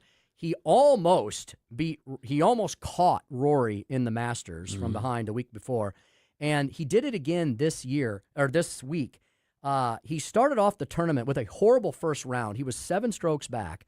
He came charging back throughout the weekend, ended up tied for the lead with Englishman Matt Fitzpatrick, tied him on the 18th hole. It had to go to a sudden death playoff. Fitzpatrick ended up beating him, but 2 weeks in a row, Scotty Scheffler, the machine, comes in a solid second place on the PGA. Yeah, you always want to win championships in golf, but you can make a pretty good living coming in second and third in the PGA. And he's won his share of majors. I don't think he has the Grand Slam yet, but he's a very young guy, and he's obviously very talented. And a lot of golf left as we just have gotten into the heart of the season. Hope you all enjoyed the weather this weekend. It's a really spectacular day today. We're finally, spring has sprung across the heartland. Like I said, I was up in Des Moines, Chris, and they're about 6 weeks behind up there. The trees are barely budding, and it was very cold. So be thankful that we're a little southern here in the Midwest. I've been in Iowa during January and February, so trust me, I know about Iowa cold. The wind is brutal up there indeed. Following up on that clip we played coming into the segment, Scott Jennings kind of schooling his CNN panelists on their selective support of papal declarations. Speaker Stump Speech will include a piece from Bill Maher along the same lines. And then we'll get to Susie Moore, Deputy Managing Editor, RedState.com, co-host of Mike Ferguson in the Morning. She'll talk to us about all the late-breaking Red State headlines. Red State covering this news coming out of the White House about the embattled Secretary of Labor, Lori Chavez DeRaymer, resigning. All that and more with Susie Moore at 5:25. Chris has got something about less attractive people at 5:45. Which party attracts the less attractive people? I'll tell you that at 5:45. And this is based on a 2016 study. Scientific. Yeah, very scientific. But ugly people, or people who aren't very attractive, they tend to gravitate towards this political party. You want to take a guess, Jim? Are they all on CNN? Speaking of, let's get to the latest prognostications coming out of the lunatic left. They love the Pope, except when they don't. The title of today's Speaker Stump Speech. Listen to me, listen to me. I'm very consistent. I'm a very stable genius. It's time for the Speaker Stump Speech, sponsored by Hanson's Tree Service at hansonstree.com. I love hypocritical America. I really do. See, the liberals suddenly love the Pope. The Pope, who 2 weeks ago was all in the headlines. You know why? Exorcisms. Yeah, this big thing about we got to exorcise. The demons are all around. The devil. That's who the Pope is, okay? A guy who does exorcism, doesn't believe in gay marriage, no women priests, but now, because he's feuding with Trump, MSNBC loves this guy. He got a big speech on the floor from Chuck Schumer. Eric Swalwell sent him a pic. There you go. Bill Maher, a liberal's liberal, calling out the huge, massive hypocrisy on the lunatic left. The left is amazing. You know, this is why the left wants to erase history. This is why they were adamant about tearing down statues, right? Remember that whole schematic they were involved in for several years? Because they want you to live only in whatever present that they construct around you. It's very Orwellian, right? Like if there is no past, then the present can be whatever they want to concoct and manufacture out of it, and then they'll get around to determining whatever the future needs to be. So here you have these lunatic leftists. We played that gal from CNN that Scott Jennings called out on the CNN panel. Thank goodness he's there as the voice of reason. It's amazing they keep him around. But as we've discussed, CNN realizing with its ratings that it needs to be maybe not fair and balanced, but maybe not so lunatic leftist. And Scott Jennings is like, oh, wait a minute. So you like this one position. See, that's the thing. I would love for an honest leftist, or I don't know if that exists, maybe a not so ridiculous liberal, to tell me, what other things do you like about the Pope? Well, maybe they like the papal position on immigration or something of that sort. But and those things are important, right? I'm not trying to say that whatever the Vatican or the Pope or the Catholic Church teaches about things like war and immigration is not important and we should discard it. We can disagree with it. I'm not saying it's less important. But on the hierarchy of importance, wouldn't you put life at the top, like becoming born in the first place? And isn't that where we lose the liberals and the leftists immediately off the bat? The liberals and the leftists, I would imagine, for the most part, except for the few remaining Catholic or Christian Democrats out there, and I think their number unfortunately gets smaller every year, they do not agree with the Pope on abortion or on the issue of life. Do they agree with the Pope on gay marriage, as Bill Maher pointed out? Do they agree with any on those other social economic teachings? And many would argue that as far as life goes, that's got to be the first place you start, stop, and finish, right? Because if people are not born, if you take it to the illogical extreme, like the lunatic left always loves to do, you're eventually not going to have any people left on the planet to populate it, which seems to be their point. That's kind of their whole game plan behind this fake, phony climate change exacerbations they always have. It seems to be about depopulating the planet. Humans are bad. Well, the Pope and the Catholic Church and Christianity in general believes that humans are good. Do we do everything right? No. Do we do a lot wrong? Yes. Can we always be better? Sure. Or do we sin and suffer every single day? Absolutely. But we are the ones who are the caretakers of God's great creation. And there you have two commentators that we just played in this same segment, Scott Jennings on the right, Bill Maher on the left, basically calling out the lunatic left on the same thing. You love the Pope, you bootlickers, except when you don't. And you really don't like the Pope on much of anything, except when he comes out and sort of, kind of, in a way, I think a little media manufactured, you take on Donald Trump. Now, when the Pope is speaking, they're supposed to be speaking in areas largely of religion and Catholicism and Christianity and theology. In today's world, though, where everything is politicized, there's a lot of things that the Pope says. See, the popes generally do not speak in sound bites. They speak in encyclicals and writings and long conversations and dissertations. But what we love to do in our 24/7 drive-by media world, especially in the U.S., we like to take a segment or a word or a clip and say, aha, the Pope is pro-Trump, or the Pope is anti-Trump, or the Pope is acting as a Republican, or the Pope is acting as a Democrat. Over there in Europe, in the Vatican, in Italy, I don't think they generally think that way. They think a little bigger, think a little broader, at least they're supposed to. They're supposed to be a little more timeless. So while this week the media is absolutely gesticulating all over itself about the Pope allegedly going after Donald Trump, let's just remember, when it comes to reverting back to issues that in the hierarchy of issues are probably more important, like giving life and birth in the first place and talking about the sanctity and the value of the nuclear family, that is where you're going to lose the leftists because they love the Pope, except when they don't. And that's the Speaker Stump speech for today. a lot of picking and choosing, when it comes to the Pope. Well, they do that whenever someone who is on their side, even though they are usually against them, they're going to choose their side. They're opportunists in that way. I like that. That's true indeed. All right, Chris and I are going to step aside. Fast show today. Catch your breath. We're going to come back with Susie Moore, Deputy Managing Editor, RedState.com. The FBI director, as we reported earlier, Kash Patel, is suing The Atlantic. Dramer is out at the White House, and a D.C. judge has said that security exceptions are not a blank check for your big ballroom. All that and more when we return. 101.9, 94.1, News Talk STL.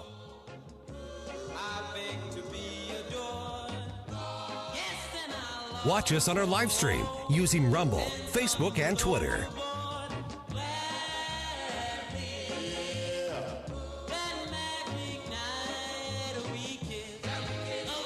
From the Michaels Flooring Outlet Weather Center.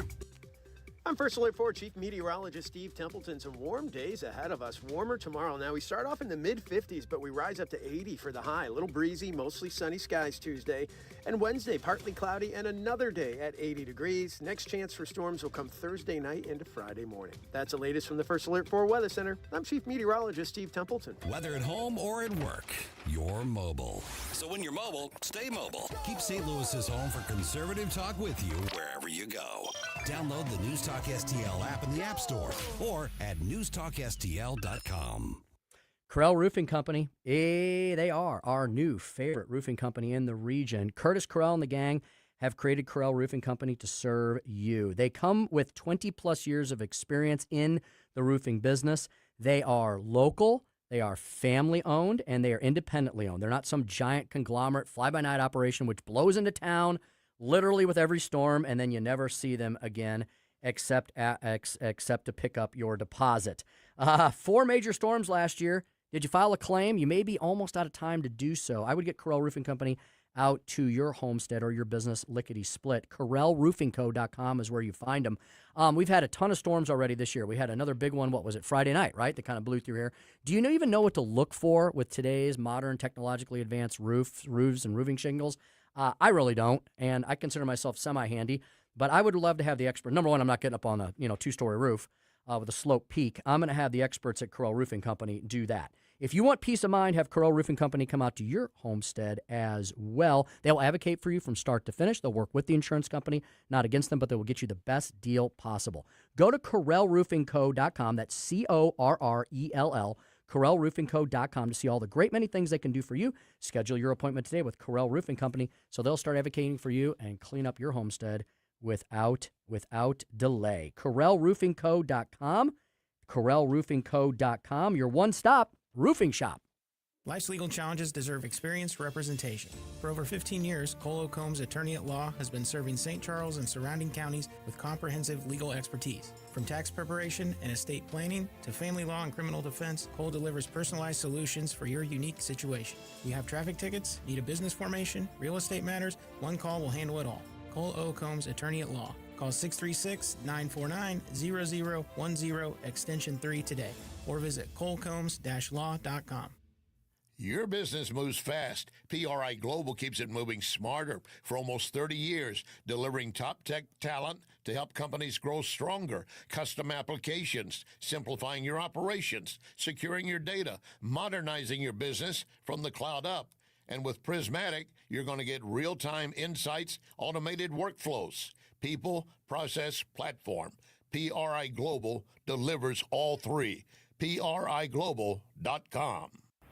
This Susie Moore segment brought to you by Harpo's Bar and Grill in Chesterfield.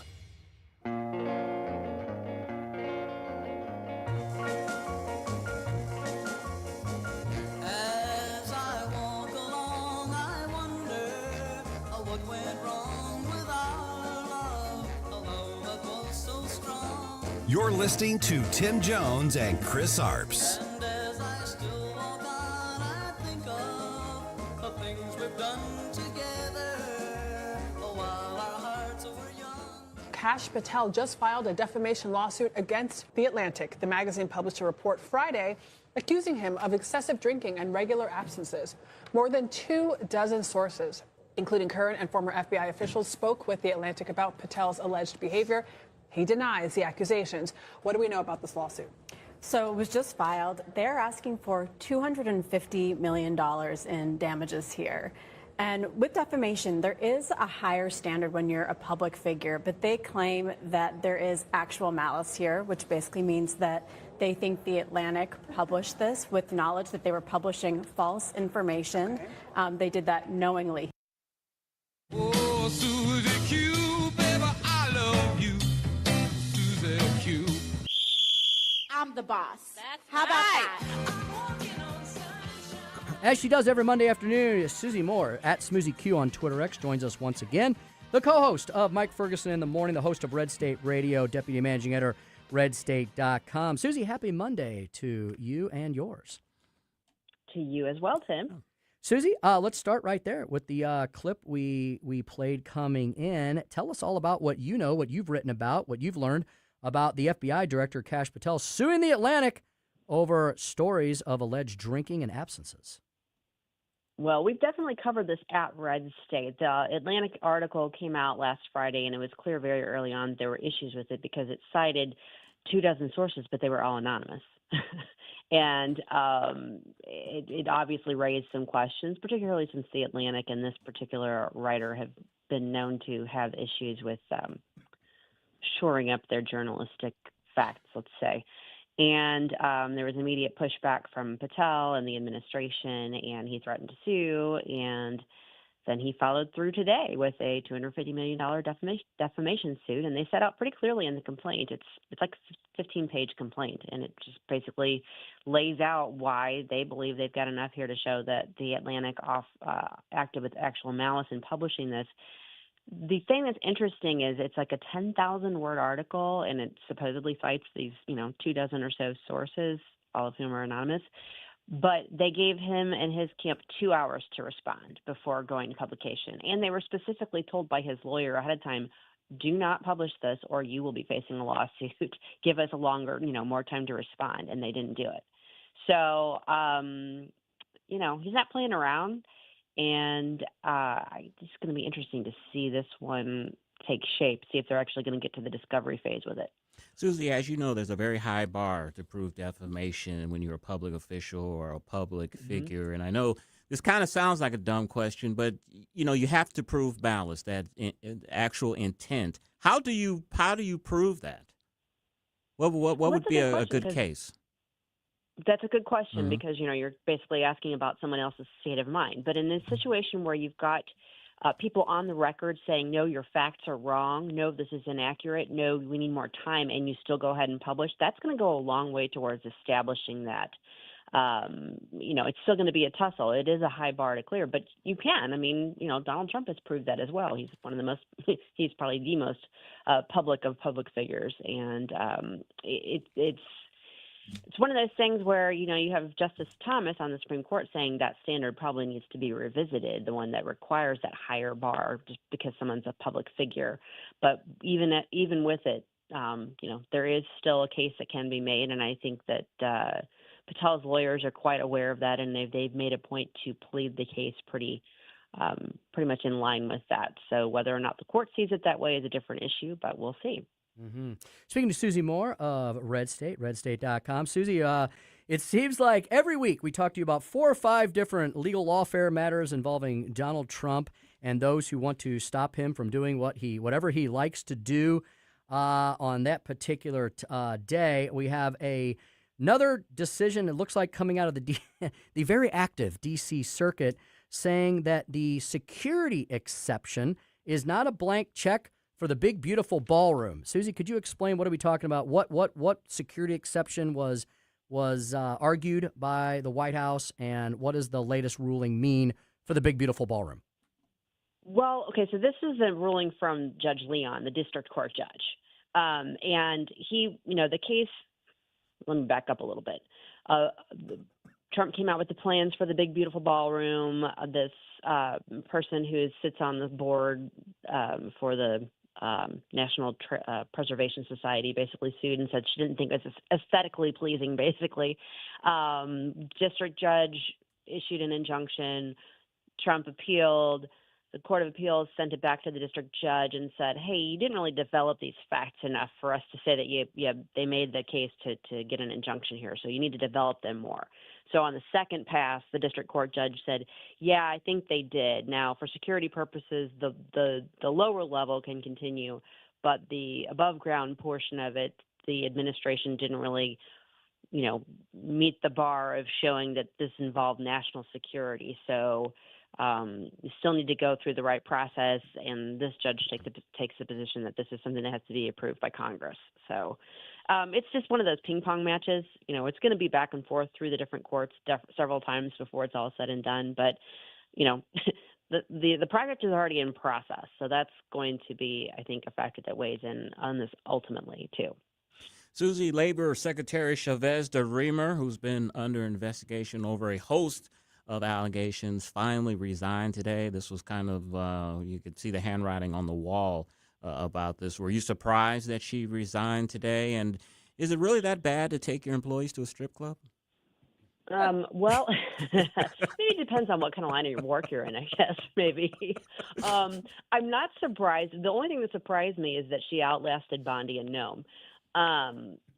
She was the one cabinet pick that even those who are strong supporters of this president and his administration were like, no, that was a bad one. Don't do that.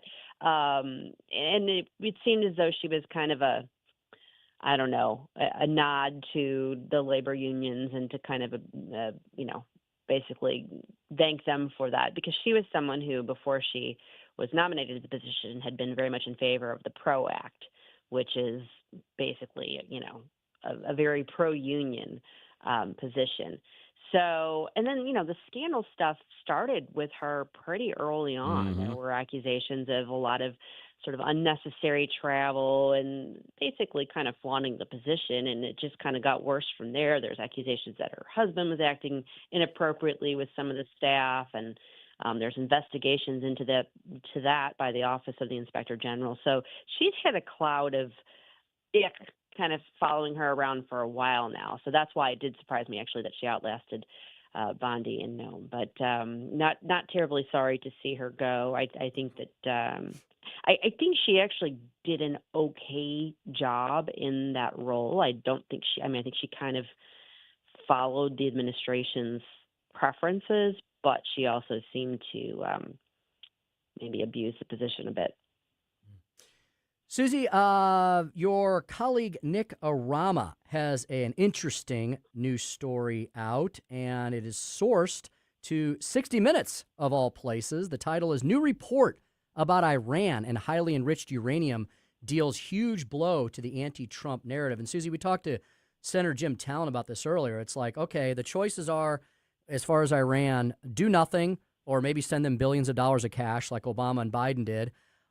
Go in militarily from time to time, hopefully not too often, and set them back, or send in a land invasion, which nobody seems to want to do. Well, 60 Minutes, Susie, reporting recently that despite the naysayers, especially those on the left, 60 Minutes believes, according to its reporting, that Iran has enough highly enriched uranium to make at least 10 nuclear bombs, and they reported on that and a covert mission named Project Sapphire, regarding the U.S. So, Susie, I mean, everybody wants to have their cake and eat it too, I guess. We either do something about Iran or I guess we don't, and we just hope for the best, right?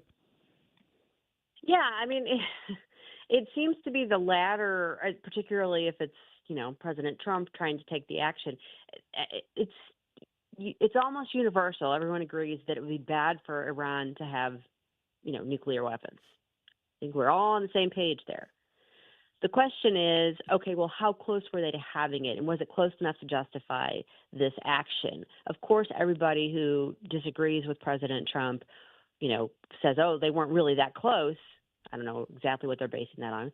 But you have to recognize, too, that the president and his administration, and his national security team, they have access to additional information that Joe layperson does not necessarily have.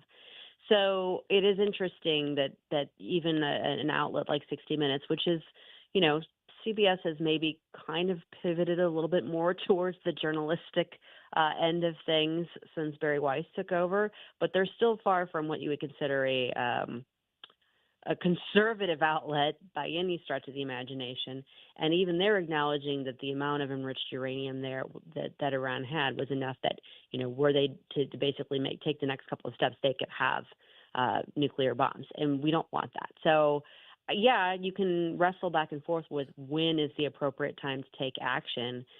Is there another path that doesn't involve just sending plane loads of cash and hoping for the best? I don't know that there is. So it is kind of interesting to see some validation coming from this quarter. Susie, tomorrow is Tuesday, and that means there is an election somewhere in America. Tomorrow it will be in Virginia, and the Democrats are asking the voters to basically to overturn a commission that they have for redistricting, and this is supposed to be temporary, of course. They want to turn the map from 5-6 to 10-1. Your thoughts on that? And have you guys done any stories on this? A new survey came out that showed this is only leading by 5 points in Virginia. So this is going to be a very narrow vote. We've covered it extensively. So a couple of our writers are in that area, and this is a big deal. To go from 10-1 to to go from 6-5 to 10-1 is a huge change. And there's been a ton of money spent on this by the people pushing the redistricting. And it's a tough fight, but it is actually pretty close. Now, how do I think it's going to come out? I'm not holding my breath on it because this is Virginia we're talking about. As I said, there's been a lot of money invested in this push. But I'm keeping my fingers crossed for our compatriots in Virginia and for the GOP overall, because if this does pass, obviously that's a very, very difficult hurdle to overcome come November. Susie, this just shows one of the many examples, doesn't it, of how important election integrity is, the importance of a fair and accurate census count, illegal immigration and counting people for electoral purposes that are not citizens of this nation. I'm guessing we're answering our own questions as to why the left battles against all of those electoral integrity matters, huh? Yeah, it's not real hard to connect those dots, is it? I mean, they'll just call you a racist if you do, though, If you look at all of the things that they push for and what they all seem to amount to, it seems to amount to votes. Get your votes. We want your votes, not what's best for the country, not what's going to help us, succeed and prosper. It's we want your votes.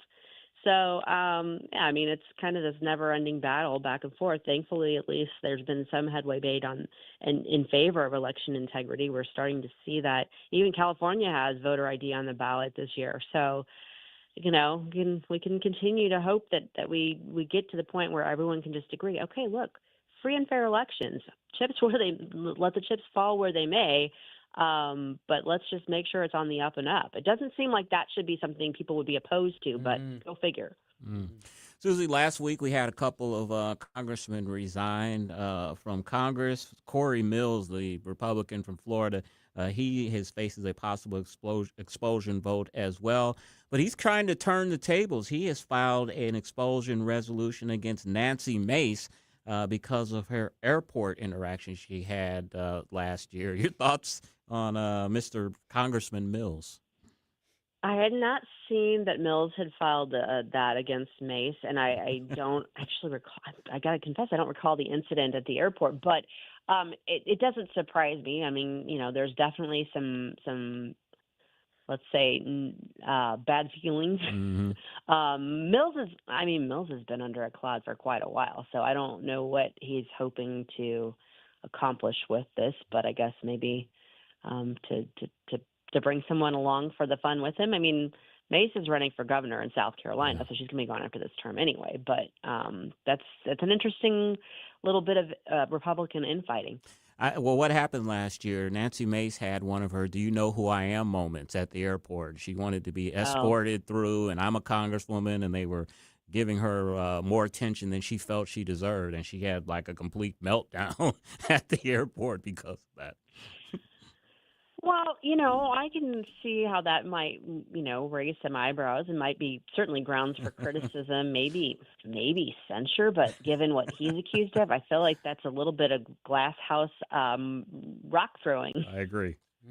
That's Susie Moore. You can listen to her tomorrow morning. She'll be with Mike Ferguson, 5:30 to 9 a.m., co-hosting the morning show here at newstalkstl.com. Check out all her great writing and editing at redstate.com as well. We love having them as a partner. Susie, thanks so much for that and for everything else you do. And Susie? Thanks, guys. Susie? Have a great evening. Susie? Yes? Don't celebrate Yes. 420 too hard today. Remember, you have to get up early in the morning. I'll do my best. All right. I'll do my best to refrain. It's going to be tough. It's going to be real tough. Yeah, it's Susie Moore. All right. Oh, one thing I also want to bring, Chris, I saw we were waiting to see what would happen when the Swalwell news sunk in with voters and realized even though he was going to stay on the ballot, he is out of the gubernatorial race. Mm-hmm. Steve Hilton is still leading in all the latest polls, and the second Republican in the race is right behind him. I hope this jungle primary thing bites those Californians and those liberal Californians in the butt. I don't know that I don't know that it'll happen, but I'd love if it did. I think what you're going to see now is there's going to be a big push for some of these Democrats who aren't doing very well in the polls to drop out of the race and consolidate behind Tom Steyer, who is a multi-billionaire. Tim, he has spent in this primary alone $120 million of his own money. And nobody seems that excited about him. He's at 14%. $120 million. How much per vote is that? I wonder. It's a lot of money. All right, when we come back, which political party seems to attract the more attractive and which attracts the less attractive people? Chris has a scientific study. Very scientific. To prove those points. When we return, Chris, I, and Joey V here on the Tim Jones and Chris Arps Show. 101.9, 94.1 News Talk STL.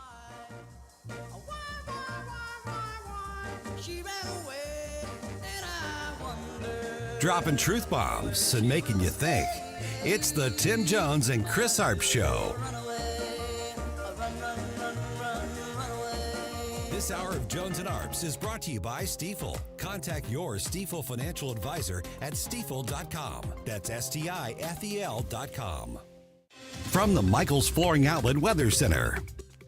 I'm First Alert 4 Chief Meteorologist Steve Templeton. Some warm days ahead of us. Warmer tomorrow. Now, we start off in the mid-50s, but we rise up to 80 for the high. A little breezy, mostly sunny skies Tuesday.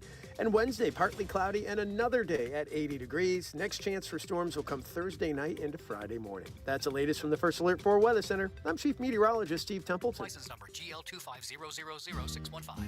Hey, it's good to hear you. Hey, Dad. Isn't it good to see ya? Yep, but with smoke alarms, we need to hear them. If one alarm is downstairs, you might not hear it upstairs. At school, everyone hears the fire alarm. That's why we install hardwired smoke alarms that all go off together, just like school. Smoke alarms done the right way. Green is always grasser at grasserhomeservices.com. Why'd I go to the doctor? Working on the farm, my heart kept skipping a beat. I didn't think much of it, but my daughters made me get checked out. Turns out I have atrial fibrillation, which increases the risk of stroke about 5 times. Symptoms like irregular heartbeat, heart racing, chest pain, shortness of breath, fatigue, or lightheadedness can come and go. But if it's AFib, the risk of stroke remains. If you have symptoms, contact a doctor. I'm so glad I did. Visit notimetowait.com. Sponsored by Bristol-Myers Squibb and Pfizer. This is the story of the one.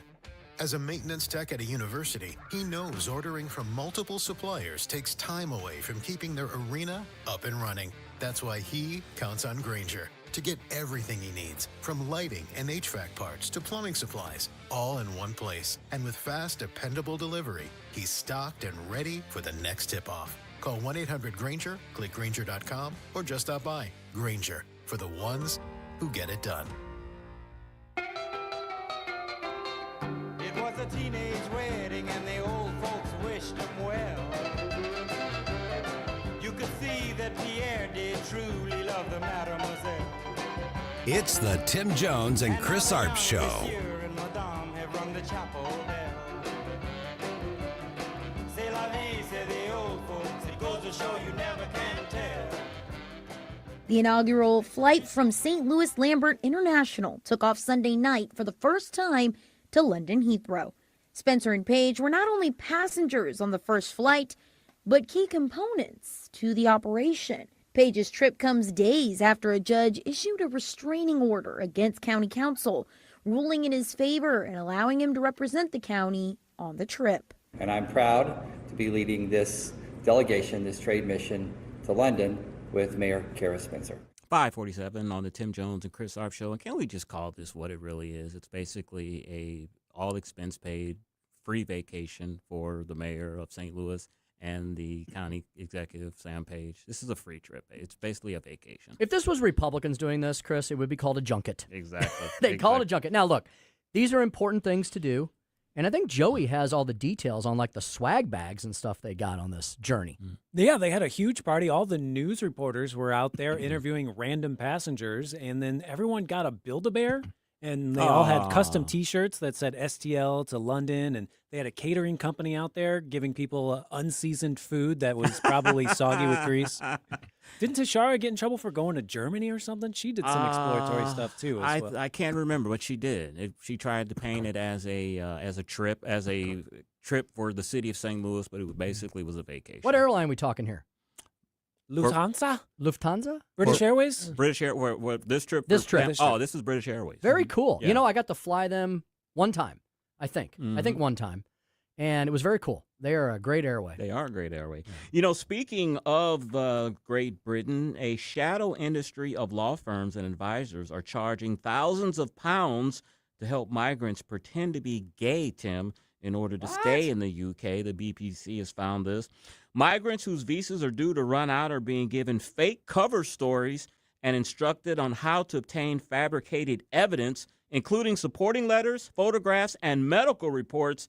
Then they apply for asylum, claiming to be gay and in fear for their lives if they return to Pakistan or Bangladesh. Very interesting. Wow. Go woke, go broke. So just pretend you're gay and you can stay in the UK. Cheerio. Cheerio. Cheerio. And we've been teasing it all show. Yes. Tim, less attractive people lean more liberal Democrat. Uh-oh. According to a 2016 study, the 2016-2017 research by Rolf D. Peterson and Carl Palmer looked at large survey data sets and found people rated as more physically attractive were more likely to identify as Republican, more likely to identify as conservative, and they're more likely to feel politically effective. So the ugly people are Democrats. We're just reporting, right? We're just reporting. The ugly people are the Democrats. Who would have ever figured Is that? it because they're so angry? That's probably it. They have a resting bitch face all the time. That makes you ugly. And they paint their hair purple. They paint their hair and, purple. piercings everywhere. And a lot of them think they're women when they're Right. men. Well, yeah, and, there you go. You know, some of these men have jaws that are squarer than Mike Tyson's, but they want to try to pass off as a woman. Well, that's a good point. That makes you ugly. Some of the ugly women are actually men. That's true. So that probably added on to the survey. I'm just to probably help once skew again. it. Don't send us your hate mail because we're just reporting on a scientific study. Deal with it. And Tim, you gave the story about your future son-in-law. Can I say that? He might be. All right, your future son-in-law. And you know what? I'd be okay with that. He's a fine young Good. man, and Katie is a good picker of good people. So. Well, you talked about him having a little trouble at a half marathon race over the weekend. Well, Tim, in China, a 5'5" humanoid robot won a half marathon race for robots in Beijing, running faster than the human world record. The winner from Honor, a Chinese smartphone maker, completed the race, the 13.1-mile race, in 50 minutes, 26 seconds. The human best is 57 minutes and 20 seconds. That was set last month. The performance marked a significant step forward from last year's inaugural race, where the winning robot finished in 2 hours and 40 minutes. The robot was fitted with 36-inch long legs to mimic elite human runners. That's a pretty good progress from 2 hours and 40 minutes to 50 minutes.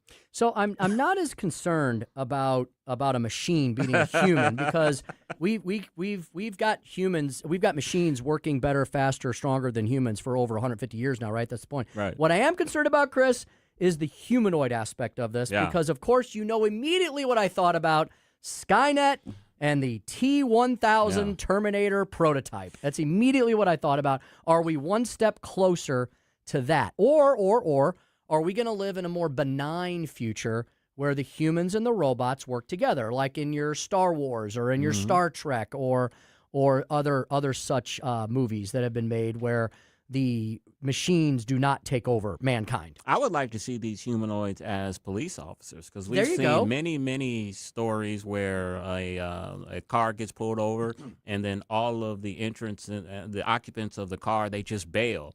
And wouldn't you like to just have like a humanoid in the back seat of a police car and you just say, hey, Go get them. go get them, and they get walked down by the humanoid. And it can't get shot and Can't killed. get shot and killed. Can't get hurt. No Yeah. wrongful death. Usually you know? Usually you send the dog after people like that, but the dog, of course, could be shot or hurt. This time you just send the robot out and apprehend them. We could have a robot dog too. Exactly, and then you outfit the humanoid with a taser, and you just tase them in the back and wait for the human officer to show up. No harm, no foul. I think we just solved interurban crime. Yes. And I heard you talking to Tony earlier. I also enjoyed his segment today. Oh, yeah. And you know, folks, you should listen to that. We love if you're hearing this right now, you're listening to our show. Thank you so much. Keep listening.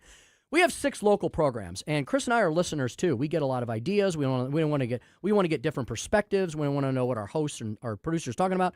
And Tony has this segment every Monday. I'm going to get this. Mike McCleary, is that his? Yeah, Mike McCleary with Intervine, one of our advertiser supporters, and he does an information segment on Monday afternoons. It's about AI, it's about tech, it's about inventions, it's about all kinds of stuff. It's fascinating. I heard the whole thing today as I was driving to the studio. So that would be my segment of the week for you all to check out. And I told Tony how AI saved me time. You know, from time to time I do a Google search on my name. And my name is on all of these data broker, but these data brokers basically have my name that has my address on them. Uh-oh. So I don't want my address out there publicly for what we do. I don't want some nut to come out and find me. And so I would go to these data broker sites to try to have my name removed. And of course, Tim, they don't make it easy. You go to a particular screen, and then you have to go to this screen and this screen and this screen, and you end up wasting a whole bunch of time just to have your name removed from this site. So what I did after wasting about a half hour trying to move my name from one site, I just went to ChatGPT and I said, hey, here's the site. What is the website URL that I can remove my name from this website? And it saved me just a whole lot of time. Instead of having to fish through all of the website, it gave me the exact URL on that website I could go to remove my name. And it saved me a whole bunch of time because they don't make it easy. They want your name in the database. They want you to basically just say, oh, this isn't worth the time. I give up. Just forget it. And it saved me a bunch of time. So AI can be helpful and it can be dangerous, as we've seen. Tim, the country's 10 fastest growing last names are all predominantly Asian. Interesting. Meanwhile, 6 predominantly Hispanic last names have joined the top 15 since 2000. Garcia, Gonzalez, Hernandez, Lopez, Martinez, and Rodriguez. 8 last names were in the top 15 both in 2020 and in the very first census way back in 1790. I'm going to give you those names, Tim.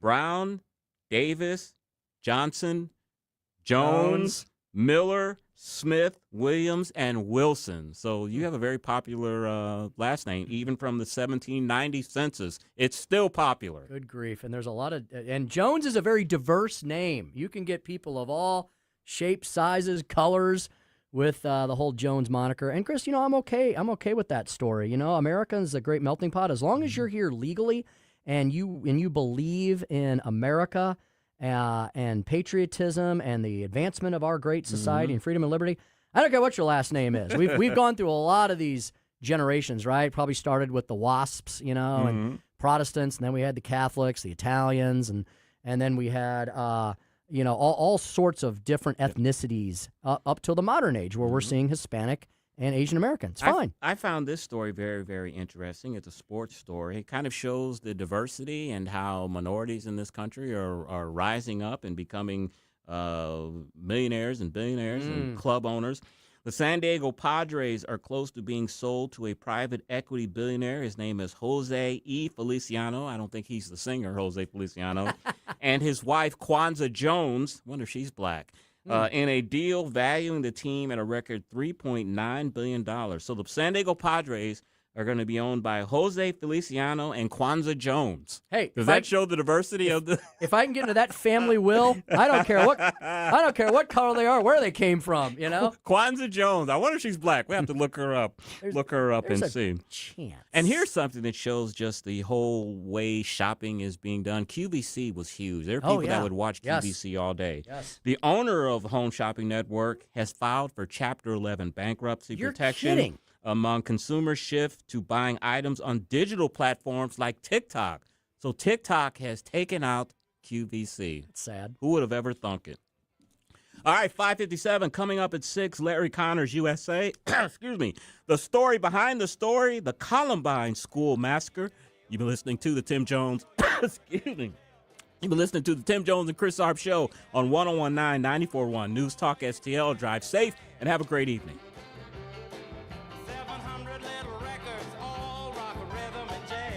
For over 50 years, Di Gregorio's Italian Market has been serving up a taste of Italy right here in St. Louis. Family-owned and operated, nestled in the heart of the hill. From homemade sausage and meatballs to spadini, pizzas, pastas, and sauces, our wide variety of Italian specialties will transport your taste buds straight to Rome. For a truly authentic Italian shopping experience, visit your friends at Di Gregorio's. Shop local, shop Di Gregorio's Italian Market, where every bite tells a story. Tony Colombo here for Gutter Pros and Exteriors, your all-in-one service team that brings years of experience and quality that's affordable right to your doorstep. Christine and I discovered Gutter Pros and Exteriors when we bought our home and inherited a gutter problem. And they've also repaired siding damage on our home because along with gutter repair, gutter installation, and leaf protection, the Gutter Pros team are also the best for repairing other exterior damage, including fascia, soffit, and all siding repair and installation.